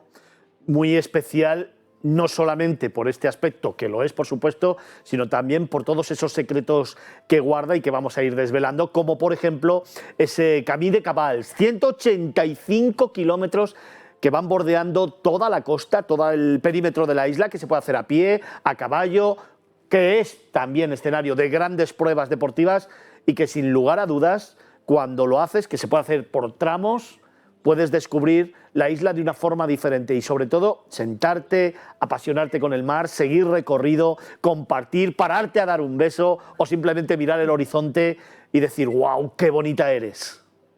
Sí, es así. A mí me gusta compararlo, salvando las distancias, lógicamente, con el Camino de Santiago, ¿no? Es el Camino de Santiago a la menorquina. Ajá. Es decir, Menorca es muy conocida, como no puede ser de otra manera, por ser un destino de sol y playa. Somos una isla y tenemos playas y calas fabulosas, pero no somos tan conocidos por todas las otras riquezas que la gente tiene que realmente experimentar de primera mano. Y una manera de experimentarla es precisamente haciendo ese recorrido, ¿no? A pequeños tramos o realmente pues, recorriendo los 185 kilómetros si así lo deseas. Como bien dices, a pie, corriendo, en bici, a caballo, como desees o como puedas. Y ahí descubrirás muchas Menorcas porque te acercarás a la playa, porque como bien dices, ese camino circunvala toda la isla y de repente va por costa, pero se mete por el interior, pasas por zonas boscosas, por zonas más áridas, por zonas de playa, por zonas donde encuentras de repente o lo que sería un gran lago, que realmente es una basa verde donde encuentras naturaleza y aguas interiores. O sea, realmente es una manera de experimentar Menorca muy diferente a lo que la gente está acostumbrada y que realmente no deja indiferente a nadie. Oye, Manel, tú que eres un gran conocedor de la isla, pero además un gran apasionado del mar, de las calas, de las playas.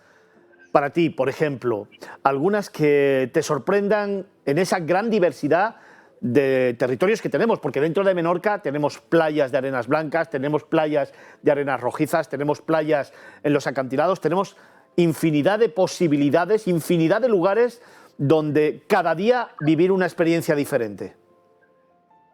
Pues me lo pones muy difícil, Fernando, porque yo siempre me refiero a Menorca como la isla de las 1001 calas. Es que hay tantas y tan bonitas que es muy complicado. Pero bueno, como hay que mojarse, te voy a decir una del norte, que para mí es realmente muy especial, que es Cala Pilar. Es una cala preciosa, paradisíaca. Tú y yo la hemos estado. te llevé, además recomiendo especialmente que la gente madrugue un poquito. Tú sabes lo que es llegar, hacer un recorrido de unos 30 minutos, pero pasando por bosque, viendo señalizados toda la botánica que vas a lo largo del recorrido, y luego llegar a una cala con un promontorio hacia el lado, con esa tierra rojiza, y encontrártela para ti solo, llegar ahí a las 9 de la mañana, esto es un placer inmenso. Y por la tarde, pues a lo mejor os recomendaría que fuerais hacia el sur. Tenéis esta Layé, que realmente también es muy bonita. Hay 50.000. Cala en Porté también es muy bonita, con zonas rocosas. Yo creo que es una isla para disfrutar también todas sus playas y calas. Oye, ¿Me permites un apunte, Fernando? Sí, claro. Más que nada porque liga con el concepto que decía antes Manel y que ahora hablando de playas, ¿no? Playas, faros, pueblos. El hecho de que Menorca sea pequeña, pero a la vez suficientemente grande, te da la posibilidad como residente, pero también como turista o visitante de la isla, de decir, uy, esta mañana me levanto y hace viento del norte, pues me voy al sur. Hace viento del oeste, pues me voy al este, o viceversa. Y hoy está nubloso en Mahón, pero me puedo ir a Ciudadela. Es que es muy curioso, porque realmente la escasa dimensión de la isla, pero a la vez suficiente, hace que en unas cortas vacaciones puedas decidir si ir al norte, si ir al sur, si ir al este o al oeste y disfrutar de relativo buen tiempo en mar y en tierra, precisamente, y elegir pues entre esas 1000 y pico de calas que decía Manel, o de nuestros faros, o de nuestros pueblos, con esa tranquilidad de decir, oye, que aunque me pille el viento o el mal tiempo, tengo alternativa. Oye, aunque sé lo que me vas a responder, pero te voy a preguntar para ti cuál es esa playa, cuál es esa cala que te tiene loca y que realmente representa la esencia de Menorca. Empiezo a tener problemas con esto, Fernando, porque como ya te voy respondiendo siempre lo mismo, los grauets y graueras se me están quejando ya, porque empieza a haber bastante gente. A ver, Menorca es especial en todo su conjunto, y es que es así, no es porque sea presidenta desde el Consejo de esta isla, sino porque realmente si la experimentas me darás la razón. Pero para mí, que me conozca diría, no es Susana si no lo dice, y ya Fernando lo sabe, para mí un sitio especial en la isla, sin duda, es Grau, una urbanización, un pueblito de pescadores de la zona de Mahón, de Levante de la isla, que lo tiene todo. Tiene playa, tiene calas, tiene rocas, tiene islote donde poder pasar en barca y tener una experiencia diferente, pero a la vez tiene el Parque de la Albufera del Grau, donde puedes hacer una excursión magnífica por lo que es el corazón neurálgico, el centro neurálgico de nuestra reserva de biosfera.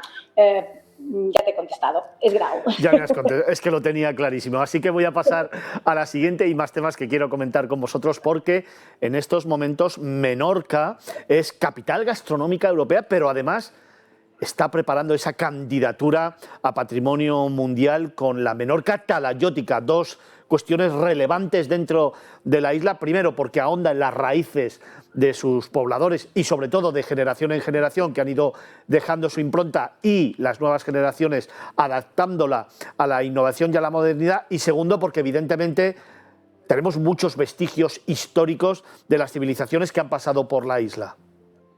Es así, antes hacíamos referencia a la reserva de biosfera, ¿no? Y a veces queda como una declaración, un título que la gente no sabe muy bien qué implica. Pues lo que implica es precisamente llevar el concepto de sostenibilidad, que no es nada más que el equilibrio entre la preservación y el desarrollo, a todos los ámbitos de la vida, no solo al medioambiental. ¿Y a qué me refiero con esto? El hecho de haber preservado nuestro campo en torno a esta protección territorial a la que antes te referías no es baladí, porque no hace que tengamos solo un paisaje especial, hace que dentro de lo que es la época en la que la economía redunda en torno al sector servicios y al sector turismo, que es así, somos un destino turístico, tengamos un campo preservado donde tenemos agricultores y ganaderos, del mismo modo que un mar cuidado en torno a una biodiversidad, que tenemos pescadores y pescadoras que nos traen producto fresco de kilómetro cero de más de 20 tipologías distintas en torno a productores, más de 300 productores en nuestra isla y pescadores, que sumado sumado a recetas milenarias de la isla cuidadas en torno a esa preservación de identidad y de sostenibilidad, hacen que nuestros restauradores y nuestros hosteleros, más de 1.800 en nuestra pequeña isla, lleven recetas tradicionales de la isla con un punto de innovación al plato, en torno a un producto especial. Eso nos ha valido precisamente el ser región gastronómica europea, sede de las regiones europeas en el 2022, y poder darnos a conocer al mundo por algo más que ese sol y playa que somos, una gastronomía que poder visitar los 365 días al año. Y en torno a la candidatura de Menorca Talayótica, también en relación a esa preservación, Menorca ha conservado esos yacimientos, esos vestigios arqueológicos de la época talayótica, estábamos hablando de más de 2.500 años atrás, y somos una isla que cuenta con más de 1.500 yacimientos, que se dice rápido, en buen estado de conservación, cosa que no sucede en ningún otro lugar del mundo, según dicen los entendidos, al aire libre. Somos un museo al aire libre y eso la gente tampoco lo sabe, y es espectacular pasear por Menorca y retrotraerte a 2.500 años atrás, a esas poblaciones, con esos yacimientos. Precisamente por eso estamos luchando esa candidatura, que va a ser una realidad, que este año no lo ha sido precisamente porque debía celebrarse el comité que decidía en torno a esa proclamación en Rusia, y aprovecho para condenar una vez más esta guerra de Putin, que ya está durando demasiado en el tiempo, y enviar un mensaje de solidaridad a la sociedad ucraniana. Pues ese conflicto ha hecho que este año tampoco Menorca sea Menorca Talayótica proclamada como Patrimonio Mundial, pero el año que viene lo seremos seguro. Lo vamos a ser seguro, estoy absolutamente convencido, y desde aquí, por supuesto, apoyaremos esa candidatura. Dejadme que en este momento también dé la bienvenida a este plató de Miradas Viajeras de Negocios Televisión de Movistar Plus a Carlos Olmo, otro de nuestros tertulianos, viajeros, experto en patrimonios de la humanidad, que además hace muy poquito acabas de volver de Menorca porque ya te vale, no la conocías, ¿eh? No, sí la conocía, pero la conocía en mi época hippie de finales de los 70. Pues eso. Que me di cuenta de que había cosas que habían cambiado mucho, pero otras, como los yacimientos talayóticos, realmente siguen igual, sino mejor, muy bien conservados. Tuve el placer de visitar varios, algunos de ellos además totalmente solo, a principio de mayo. Y bueno, pues un poco al hilo de lo que se ha comentado hasta ahora, a mí lo que más me gusta de Menorca es que, por ejemplo, es una isla que no necesita ninguna autovía. Esas carreteras normales, nos hemos empeñado en España en hacer autovías prácticamente a todas partes. Menorca no lo necesita. Y cuando ya te metes por la zona rural, esos muros que separan las fincas, una pasada. Detalles como los portones de las fincas, que son muy similares en toda la isla, de madera, se ve que han pasado décadas y no cientos de años, y mantienen un diseño parecido en toda la isla, tanto el este como el oeste.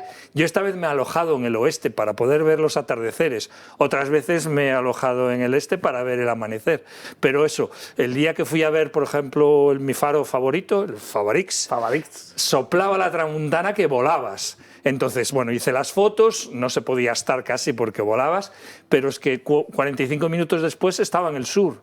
Entonces, es eso, te puedes cambiar los planes en nada y estar en cualquier otro extremo de la isla en minutos. Oye, Manel, hablando de amaneceres, el primer amanecer de España se produce precisamente en Menorca, en Es Castells.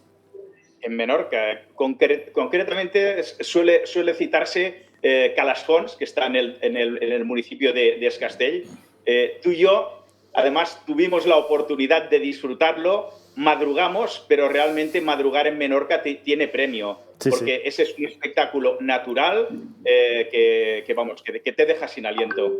Oye, tengo que ir terminando, pero dejadme que le pregunte a Susana, porque claro, no quiero olvidarme con lo que estaba contando Carlos y con un titular que me has dejado antes, que hay muchas Menorcas en Menorca. No quiero dejar de lado sus ciudades y sus pueblecitos. Susana, al final dos grandes ciudades como Ciudadela y como Mahón, pero luego infinidad de pueblecitos pequeños que te acogen, que te abrazan y que te muestran un poco la idiosincrasia de Menorca. Es así, Menorca tiene 8 municipios, respecto a los cuales los dos grandes son, como bien dices, Ciudadela y Mahón, dos grandes que en el fondo no superan los 30.000 habitantes, con lo cual imagina la dimensión de grandes. Bueno, superan los 20.000, por eso ya son grandes. Pero dicho esto, 8 municipios que van de levante a poniente o viceversa, y que tienen todos ellos sus singularidades, porque unos de interior, la mayoría de costa, cuentan con urbanizaciones, con calas, con patrimonio talayótico obviamente extendido, ya digo, 1.500 yacimientos en un territorio tan pequeño, pues por todo tienes manchitas que poder ver. Pues todos esos municipios tienen algo que realmente ofrecer a quien quiera visitarlos. Y lo que diría es, si vienes en una primera visita, está bien que te lo quieras comer todo en esa pequeña visita para decir qué hacer cuando vuelvas. Porque, como bien dices, Fernando, Menorca se tiene que disfrutar poco a poco. Dejémonos de estrés. Si realmente queremos una experiencia distinta y disfrutar esa Menorca que te ofrece esa experiencia de volver a ese contacto con la naturaleza, con el equilibrio, con eso que tanto hemos necesitado durante estos 2 años de COVID especialmente, tenemos que hacerlo poco a poco, no nos estresemos. Por tanto, primera visita, estoy de acuerdo en que la hagáis rápido para hacer un petit test de todo, pero volver y disfrutarla poco a poco, que realmente Menorca está abierta todo el año, tiene algo que ofrecer todo el año y estamos consiguiendo ya conectividad a buenos precios para todo el mundo todo el año. Por favor, venid a disfrutarnos poco a poco. Además, es verdad que Menorca es esa isla que ofrece una historia diferente en los 365 días del año. Todo el mundo se empeña al final siempre en ir en el mismo momento y Menorca es esa isla que en cualquier época del año te ofrece una imagen diferente. En cualquier día del año tiene una luz diferente y puedes encontrar tu lugar, puedes encontrar una emoción y vas a vivir una historia que se te va a quedar grabada en el alma para siempre. Carlos, un recuerdo, una ilusión, un lugar específico de Menorca que trasladar a todos los telespectadores. Bueno, pues al hilo de que hay que desestacionalizar el turismo en general y particularmente en Menorca, me parece que, porque yo estuve los primeros días de mayo, pero justo después del puente del 2 de mayo, que todos los madrileños salieron pitando. Estaba la isla muy tranquila, yo estaba alojado en Playa Blanca, en unos apartamentos a pie del agua y me estaba bañando en el momento que se ponía el sol en esas calas de un color que parece imposible, ni el Caribe lo tiene casi, y decía, esto es un auténtico lujo. Entonces el lugar es Playa Blanca, porque sí. Te me vas por las ramas. No, Playa Blanca, pero bañándote venga. A la puesta de sol, un momento específico. Pues Playa Blanca. Manel, un lugar para ti. Mira, te voy a dar 3 cositas muy rápidas. Un momento especial para mí, para huir un poco de tópicos, hacer una excursión a caballo en la zona un poquito norte de Ciudadela, por la zona de Algallarens, que son unas calas salvajes, mágicas, fantásticas. Otra recomendación, al hilo de lo que comentaba Carlos, de Calablanca, justo en Calablanca se inauguró hace un año, creo recordar, la cova de Saigua. Realmente para los niños van a disfrutar muchísimo. Y una última recomendación, agendadlo, una recomendación gastronómica, porque la semana próxima, concretamente del 10 al 19 de junio, empiezan las jornadas gastronómicas Menorca en el plato, que es como una especie de tour por toda la isla, degustando sus platos más característicos. Manel Antolí, muchísimas gracias, buen trabajo. Gracias, amigo. Gracias. Susana Mora, presidenta del Consell Insular de Menorca, un lugar para ti especial y con ello cerramos. Bueno, yo diría que saliendo de Esgrao, y salgo de Esgrao, haré una visita más general. Para mí, sin duda, un lugar especial sería en la parte de Poniente, en Ciudadela, yo siempre digo Spandangil, ver un atardecer. Estamos ya en la zona de Poniente más oeste, con lo cual en vez de un amanecer ves un atardecer, ves esa puesta de sol mirando al mar desde una zona rocosa que además hace pues una orografía muy curiosa, esos agujeros en la roca, y es espectacular porque ya cuando ha atardecido te quedas allí, miras al cielo y ves ese cielo estrellado que nos ha merecido también la distinción de destino Starlight, porque preservar nuestra tierra ha hecho que no tengamos exceso de luminosidad en nuestras ciudades o urbanizaciones, y entonces miras al cielo y descubres algo que no has visto nunca jamás en otro territorio. Sí, señor, pues me quedo con esa imagen, porque es verdad que Menorca es isla de patrimonios, isla de gastronomía, es isla de deporte, que no se nos olvide, es isla de cultura, es isla de naturaleza y también evidentemente es isla Starlight, que es otra de las actividades que os aseguro merece la pena disfrutar en pareja, con amigos o con la familia en Menorca. Susana Mora, presidenta del Consell Insular de Menorca, como siempre, muchísimas gracias y un beso muy fuerte. Muchas gracias a ti, como siempre, un besazo. Un besazo. Vamos a continuar camino y, claro, en estos momentos nos toca irnos con Carlos Olmo a hablar de patrimonios de la humanidad.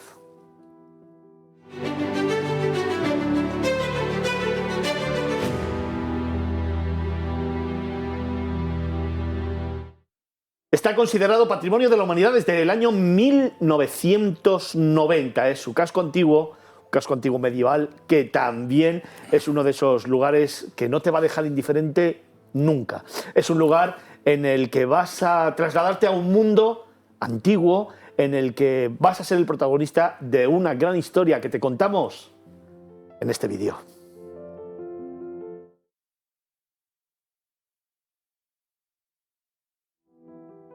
Ya habéis visto, los pelos de punta, porque es uno de esos lugares que hay que disfrutar intensamente y que no te va a dejar indiferente. Carlos, San Gimignano, qué bonito, ¿eh? Sí, además he vuelto hace no mucho y realmente es un lugar increíble porque además tiene una competencia muy potente. Estamos hablando pues, de una de las regiones internacionalmente más famosas y conocidas y turísticas de Italia, la Toscana. A 55 kilómetros de probablemente la ciudad más hermosa de Italia, que me perdonen los italianos que no sean de Firenze, de Florencia, pero para mí me parece la ciudad más armoniosa y más hermosa, porque además contiene gran parte de la obra de Miguel Ángel, muchas cosas, ¿no? Pero es que San Gimignano es como una cápsula del tiempo. Es lo que la hace muy especial, al contrario que Pisa, que también es muy monumental, pues con la torre inclinada, con el Duomo. En San Gimignano todo es chiquito, excepto sus torres. Sus torres. Porque el casco histórico es pequeño, recoleto, las calles, muchas de ellas son muy estrechas. Y es eso, que la gran desgracia de San Gimignano, que fue pues, entrar en decadencia a partir del siglo XIV, al final ha supuesto su gran virtud.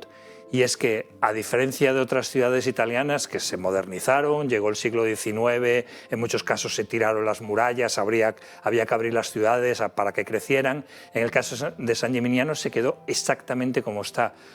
Faltan, obviamente, cosas, porque se llegó a haber 72 torres. Las familias nobles ricas competían a ver quién llegaba más alto, y de esas 72 solo se mantienen 14. Y digo solo, pero es mucho, porque cuando ves el tamaño del pueblo y ves esas torres todavía ahí compitiendo, dices wow, y además se puede subir a varias de ellas y ya ves desde lo alto en 360 no solo el casco histórico de San Gimignano, que está además en una colina, sino toda esa campiña de la Toscana, esos vinos maravillosos que se hacen en la zona. No sé, es un lugar realmente increíble. Fuera de cámaras estábamos hablando, que yo tuve la oportunidad de ir hace más de 20 años y me decías, pues no ha cambiado nada, es esa cápsula del tiempo que hace prevalecer un pueblo en el que, fíjate, uno de los recuerdos que tengo es luces y sombras. Precisamente la luz, cuando se refleja en muchos de los palacios, de las torres y de las callejuelas, y las sombras que generan precisamente las estrellas callejuelas por las que paseamos y que va generando unas sombras ahí que son miméticas. Una cosa sí ha cambiado. Hace 20 años no estaba llena de influencers haciéndose fotos para Instagram, porque eso sí que me ha preocupado cuando estuve. Obviamente yo también iba a hacer fotos para Vagamundos, pero ver esa cantidad de gente que además de verdad que parecen auténticos profesionales, porque llevan ahí vestuario A, vestuario B, vestuario C, llevan luces. Digo yo, dentro de nada no se va a poder caminar por los pueblos porque vas a tener que estar saltando por encima del atrezo de los influencers. Pero quitando esa gran diferencia, que es bastante, sí, realmente está igual. Esas terracitas pequeñas que están en la plaza principal, la plaza del Duomo, de la catedral, y luego pues esos miradores que tiene pues, en el parque, donde puedes contar las 14 torres para asegurar que están todas ahí todavía en su sitio. La famosa cisterna de la Piazza de la Cisterna, está exactamente igual que hace probablemente 10 siglos, porque se construyó hace muchos siglos, y en general el ambiente es súper agradable. Además llegué en transporte público desde Florencia, muy cómodo, es una hora de viaje y una auténtica delicia. San Gimignano de las Bellas Torres. Delle Belle Torri. Eso es, correctamente. Se le conoce. Oye, a mí ya sabes que me gusta siempre preguntarte, como gran experto en patrimonios de la humanidad que eres, ¿por qué San Gimignano?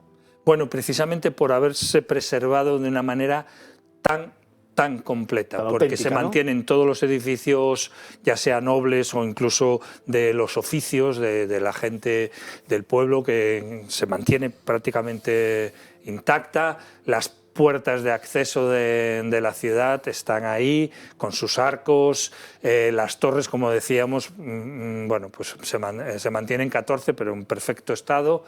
Entonces la UNESCO desde luego valora que tú estás caminando por esas calles hoy en día y exactamente igual que podías haber caminado hace 5, 8 o hasta 10 siglos. En 1199 fue que la ciudad se independizó de lo que era la capital de la Toscana, Florencia, y obtuvo personalidad jurídica propia, y luego ya, como decíamos antes, en el siglo XIV fue cuando entró en decadencia y volvió a ser parte de lo que es el área de Florencia, de la influencia. Oye, 14 torres, Plaza del Duomo, Plaza de la Cisterna, callejuelas, palacios, el entorno natural, la campiña, la Toscana.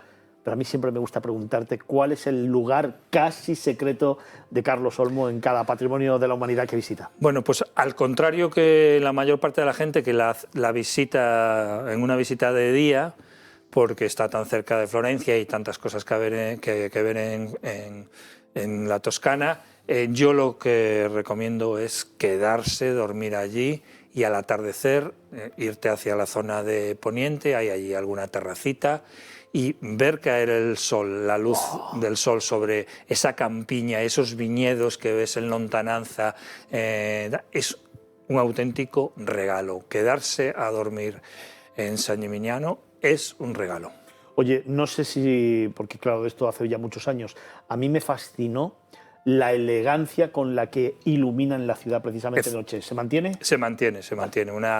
Ahí también se puede decir casi que es Starlight. No sé si oficialmente es Starlight, pero es una luz tan suave, una luz tan cálida que no molesta absolutamente para nada. Y que realza precisamente la fisonomía de la ciudad, el entramado de las calles y un poco esa magia, ¿no?, que tiene, ¿no? Sí. Es que es todo. Las tiendas son pequeñitas porque los locales comerciales de los edificios son pequeños, claro, ¿no? Entonces, pero son tiendas, además, en muchos casos, por supuesto, hay mucho turista. Por primera vez en 2 años he visto mucho turista asiático, japonés, algún chino, cuando la visité en abril. Pero se ve que hay mucho artesano de verdad, no solo son esos productos estándar que te los encuentras ya en todas las ciudades turísticas del mundo, no, son productos de la zona, son productos específicos de la región, y que es una auténtica delicia entrar en esas tiendas y ver pues desde marionetas de madera artesanales hasta... Está muy presente. Sí, esos vinos maravillosos que tienen de la Toscana, bueno, todo. Disfrutar de una terracita con un buen vino, un buen brindis y al atardecer te compro la postal. Oye, Carlos, para terminar muy rápidamente, un último recuerdo.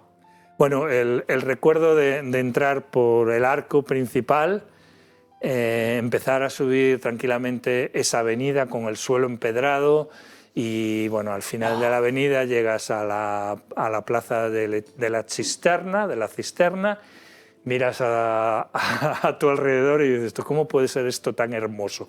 Todo. La verdad es que instantes y momentos, ya sabéis que es lo que nos gusta contar aquí, narrar aquí y hacerte sentir aquí, en Miradas Viajeras Magazine, en Movistar Plus, en Negocios Televisión, en el canal 125, donde emitimos este programa líder en audiencia y sobre todo referente del sector turístico. Gracias a vosotros, que sois el alma de esta casa y de este programa. Dejadme que en este instante despida a Carlos. Gracias, de verdad, por habernos acompañado, por haber estado esta tarde con nosotros, por habernos traído un nuevo patrimonio de la humanidad espectacular, excepcional. Y es tiempo de seguir, porque es tiempo de planes. Y tenemos unos cuantos para vosotros que os van a encantar. Planes.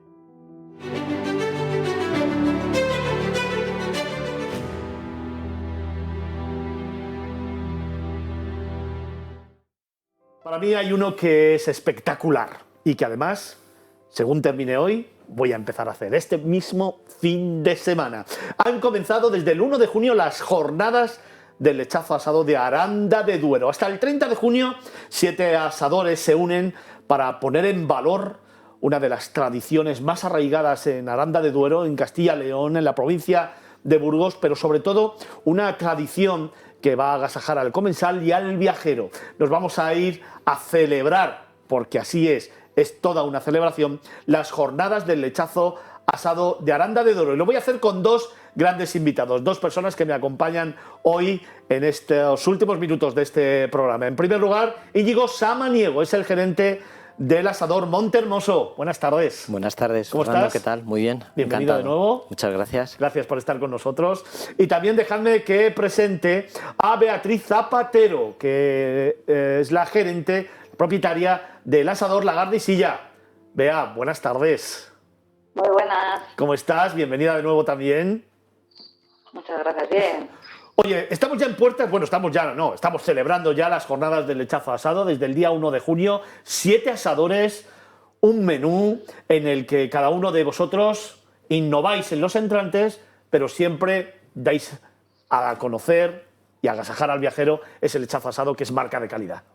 Efectivamente, al final es un mes muy especial para nosotros, aunque en Aranda el lechazo lo podemos ofrecer durante todo el año, pero en ese mes es un mes especial en el cual estos 7 asadores pues tenemos como una especie como más cariño, sobre todo en los entrantes que son elaborados con productos de la tierra, luego lógicamente la estrella que es el lechazo y bueno, y al final es una fiesta para el mes de junio en toda Aranda. Una fiesta que nos lleva a conocer además uno de los municipios más hermosos, sin lugar a dudas, de Castilla y León, de la provincia de Burgos, en los que el viajero no solamente va a disfrutar de la gastronomía, que por supuesto, sino también va a disfrutar de un municipio en el que va a encontrar infinidad de secretos. No, efectivamente, al final este año, por ejemplo, vamos a ser capital europea del vino, que es un evento pues muy importante, y además desde Aranda, es verdad que desde el mes de mayo prácticamente hasta el mes de octubre, todos los fines de semana hay actividades, ¿no? Al final siempre está el Festival Sonorama, todos los fines de semana hay, digamos, fiesta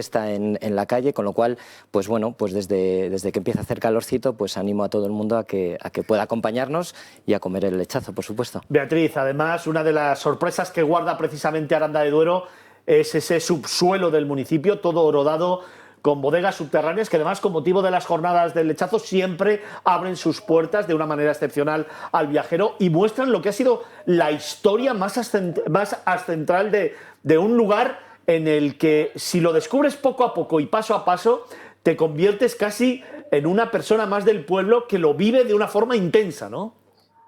Sí, la verdad que es un patrimonio histórico que tenemos aquí a nuestros pies, precioso. No te imaginas, la gente no se imagina, vamos, que a 12 metros de profundidad podamos tener nuestra riqueza, ¿no? De patrimonio de Aranda, que es bueno, una cosa indispensable que hay que visitar sí o sí. Oye, visitamos el municipio, vamos a esa catedral, vamos a la Plaza Mayor, vamos a disfrutar del templete, de un cafetito con churros en la primera hora del día en esa Plaza Mayor, pero luego de callejear por lo que es el pueblo, llegar a la Plaza del Grano, pero luego nos toca comer y vamos a disfrutar de las jornadas del lechazo del 1 al 30 de junio con un menú que tenéis 7 asadores y que ¿cuánto cuesta y de qué está compuesto?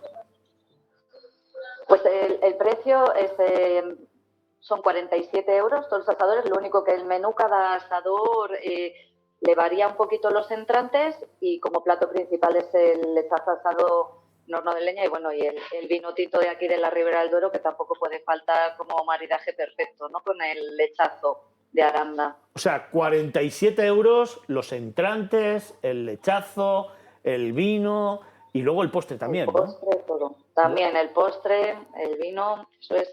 Y si alguien quiere agua, pues también, ¿verdad? Entra.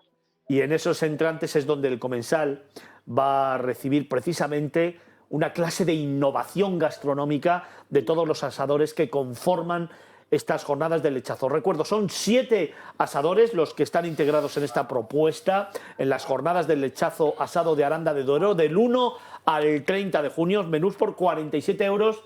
Y, por ejemplo, vosotros en Montehermoso, ¿Qué vais a ofrecer? ¿Qué tenéis de entrantes? Nosotros de entrantes tenemos un cóctel de yema, patata, un parmentier y chorizo, riñones también a la plancha y luego unos canelones de morcilla con crujiente de manzana. Luego, lógicamente, el lechazo y un postre casero y, como dice Beatriz, regado todo con Ribera del Duero.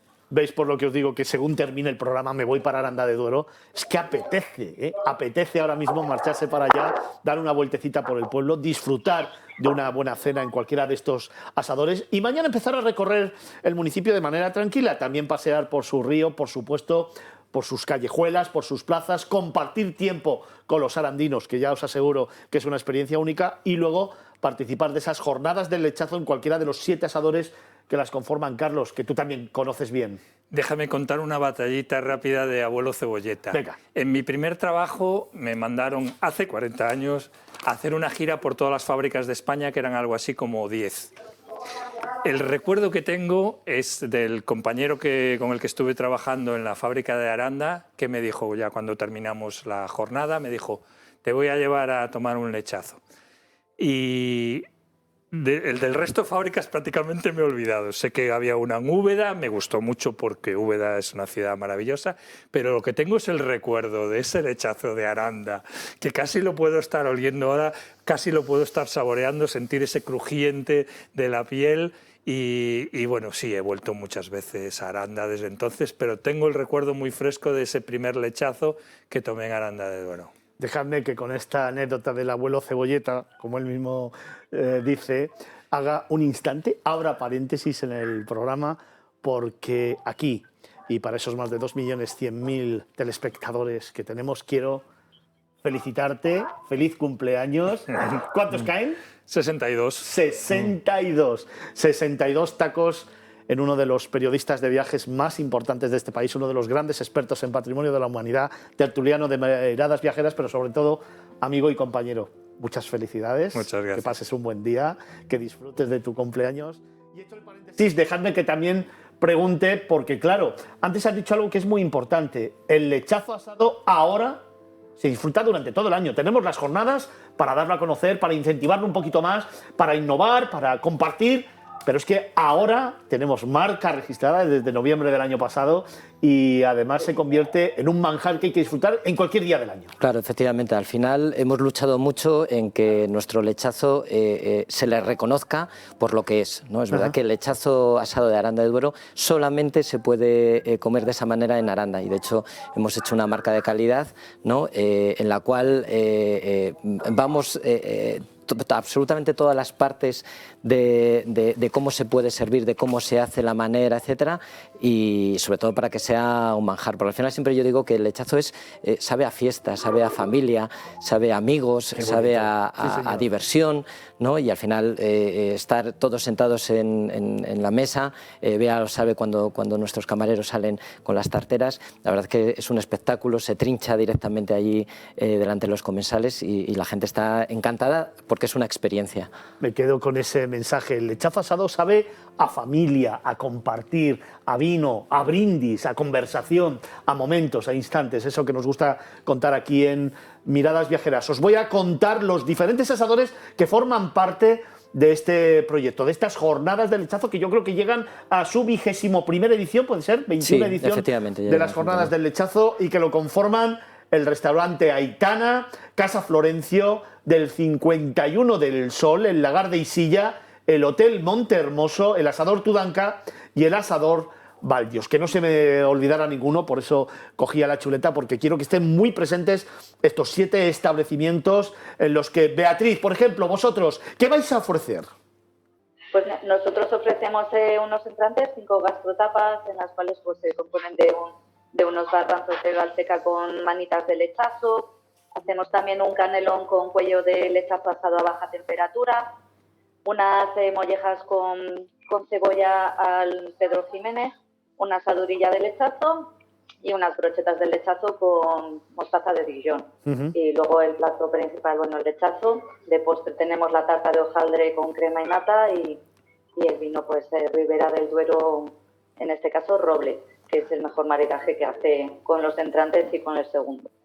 Carlos, qué malo nos estamos poniendo. Me lo están soplando además por el pinganillo todo el equipo de producción, todo el equipo de realización del programa, que nos vamos para Aranda ahora mismo. Sí, porque además, fíjate, yo soy más de blancos, soy gallego, pero realmente hace mucho que dejé tomar tinto, pero he vuelto a retomar el gusto por el tinto con el Ribera de Duero, porque me parece...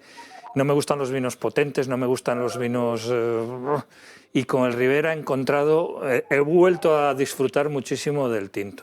Jornadas del lechazo asado de Aranda de Duero, del 1 de junio al 30 de junio. Estáis todavía a tiempo de disfrutar durante todo este mes de uno de los planazos que os queremos traer aquí en Miradas Viajeras, de uno de esos planazos que desde luego hay que compartir en familia, con amigos, con nuestros mayores, en pareja, porque realmente va a ser una experiencia única, como nos estaba diciendo Íñigo Samaniego, al que para cerrar le voy a preguntar, un planazo en Aranda de Duero, venga. Un planazo. La verdad es que realmente uno no te puedo dar, ¿no? De hecho, necesitaríamos pues se me va el tiempo, así 2 que... días. Bueno, un paseo, ver efectivamente la catedral, comer en cualquiera de los 7 asadores, quedarse por la tarde, salir también un poquito y una copa, y al día siguiente pues visitar alguno de los pueblos que están alrededor. Sí, señor. Íñigo Samaniego es el gerente del asador Montehermoso. Muchísimas gracias por haber estado con nosotros. Nada. Beatriz, un planazo para disfrutar de Aranda de Duero, rápido. Comer el lechazo asado y disfrutar de los vinos que tenemos aquí en la Ribera del Duero, y por la tarde un paseo pues a la orilla del río, ¿no? Pues Beatriz Zapatero, gerente propietaria del asador La Gardisilla, da un beso muy fuerte por allí a todos los arandinos, a toda la familia, por supuesto, para ti en particular, y muchísimas gracias por haber estado con nosotros. Gracias. Gracias a vosotros. Íñigo, gracias. Beatriz, gracias. Carlos, muchísimas gracias. Dejadme que nos vamos acercando al final de este programa, pero nos quedan todavía aparte algunos planes que hoy nos van a llevar a lugares como Lugo, también a Madrid, también al Real Sitio de San Ildefonso y también a Alicante, a Elda. Son nuestros planes de Miradas Viajeras Magazine.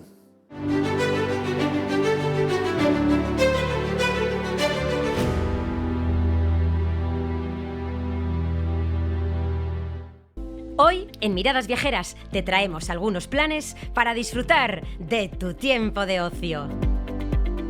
En primer lugar, un plan muy musical, Noches del Botánico, que nos permite vivir la música en la naturaleza. Y es que Madrid acogerá, una vez más, el ciclo de conciertos y el festival. El Noches del Botánico Madrid 2022 regresará al Real Jardín Botánico Alfonso XIII del 10 de junio al 27 de julio para ofrecer su interesante selección de artistas nacionales e internacionales que actuarán en directo en este espacio natural. Los sonidos más puros del jazz, música brasileña, latina y electrónica se mezclarán con los más contemporáneos del rock y pop para hacer del eclecticismo la carta de presentación de este nuevo festival. No te lo pierdas, la mejor música en un espacio incomparable. El segundo plan nos lleva a la Comunidad Valenciana, a Elda, en Alicante, para celebrar su recreación de las batallas entre moros y cristianos este mismo fin de semana. Y lo hace con coloridos desfiles llenos de música, la representación de la batalla y numerosa animación al aire libre. Además de los desfiles y de las recreaciones, la ciudad disfruta estos días de verbenas nocturnas. Destacan los cuartelillos, sedes de cada una de las comparsas que se decoran de época para recrear el momento histórico, y también el certamen de música festera, en el que cada comparsa presenta sus pasodobles y marchas. La mascletá, un espectáculo de ruido a partir de pirotecnia típico de la Comunidad Valenciana, también es protagonista durante la fiesta. Para nuestro tercer plan de Miradas Viajeras, os proponemos un viaje en el tiempo para revivir en primera persona el barroco, el ambiente palaciego del siglo XVIII. La Granja de San Ildefonso acoge de nuevo este certamen en el que sus calles y plazas se convierten en un gran escenario, recuperando el esplendor de sus orígenes barrocos para rendir homenaje a su historia. Desde hoy mismo y hasta el domingo 5, el arte, la literatura, la música, la arquitectura y la cultura del barroco volverán a través de talleres, recreaciones de arte y música, campamentos militares y concursos. Organizado por Musical Sport, que cuenta con más de 22 años de experiencia en la organización de mercados temáticos y en la recreación de cualquier época histórica, el Mercado Barroco te espera con música, teatro, bailes de máscaras, paseos con los trajes de época y fiesta para evocar el ambiente palaciego de los siglos XVII y XVIII. Alrededor de 120 puestos repartidos en la calle Valenciana, la Plaza y la calle La Reina desde hoy mismo y hasta el domingo 5 serán el telón de fondo para las múltiples actividades que hay preparadas de música y teatro. La granja de San Ildefonso se viste de gala y te espera para empaparte del barroco, sus costumbres y tradiciones en 3 días vibrantes que no te dejarán indiferente. No dejes que te lo cuenten, disfrútalo. Y para nuestro cuarto plan, seguimos con nuestro viaje en el tiempo, pero en otro tiempo. Y es que Lugo vuelve a sus raíces romanas para rememorar la historia y la cultura de sus gentes. Los días 9, 10, 11 y 12 de junio, un fenómeno mágico se apoderará de nuevo de cada esquina de Lugo, la ciudad más antigua de Galicia, transformándola por completo, llenándola de personajes ancestrales que ya no deberían caminar entre nosotros. Esta es la magia de Arde Lucus, retroceder en el tiempo para disfrutar de su legado cultural e histórico en primera persona. Podrás sumergirte en la vida de Lucus Augusti, destacada urbe y una de las capitales administrativas de la Galaecia romana, y recorrer su recinto amurallado donde gozar de un pasado más vivo que nunca. Durante 4 días, Lugo vuelve a ser Lucus Augusti, una destacada urbe de la Galaecia romana en la que se desarrollan todo tipo de actividades lúdicas y culturales. Ligada al solsticio de verano, la muralla de la ciudad y la Plaza Mayor cobran un papel relevante en esta fiesta, ya que se convierten en el escenario idóneo para trasladarse en el tiempo hasta el siglo I. No te los pierdas, anótalos. El próximo fin de semana te esperamos con otros planes para disfrutar de tu tiempo de ocio.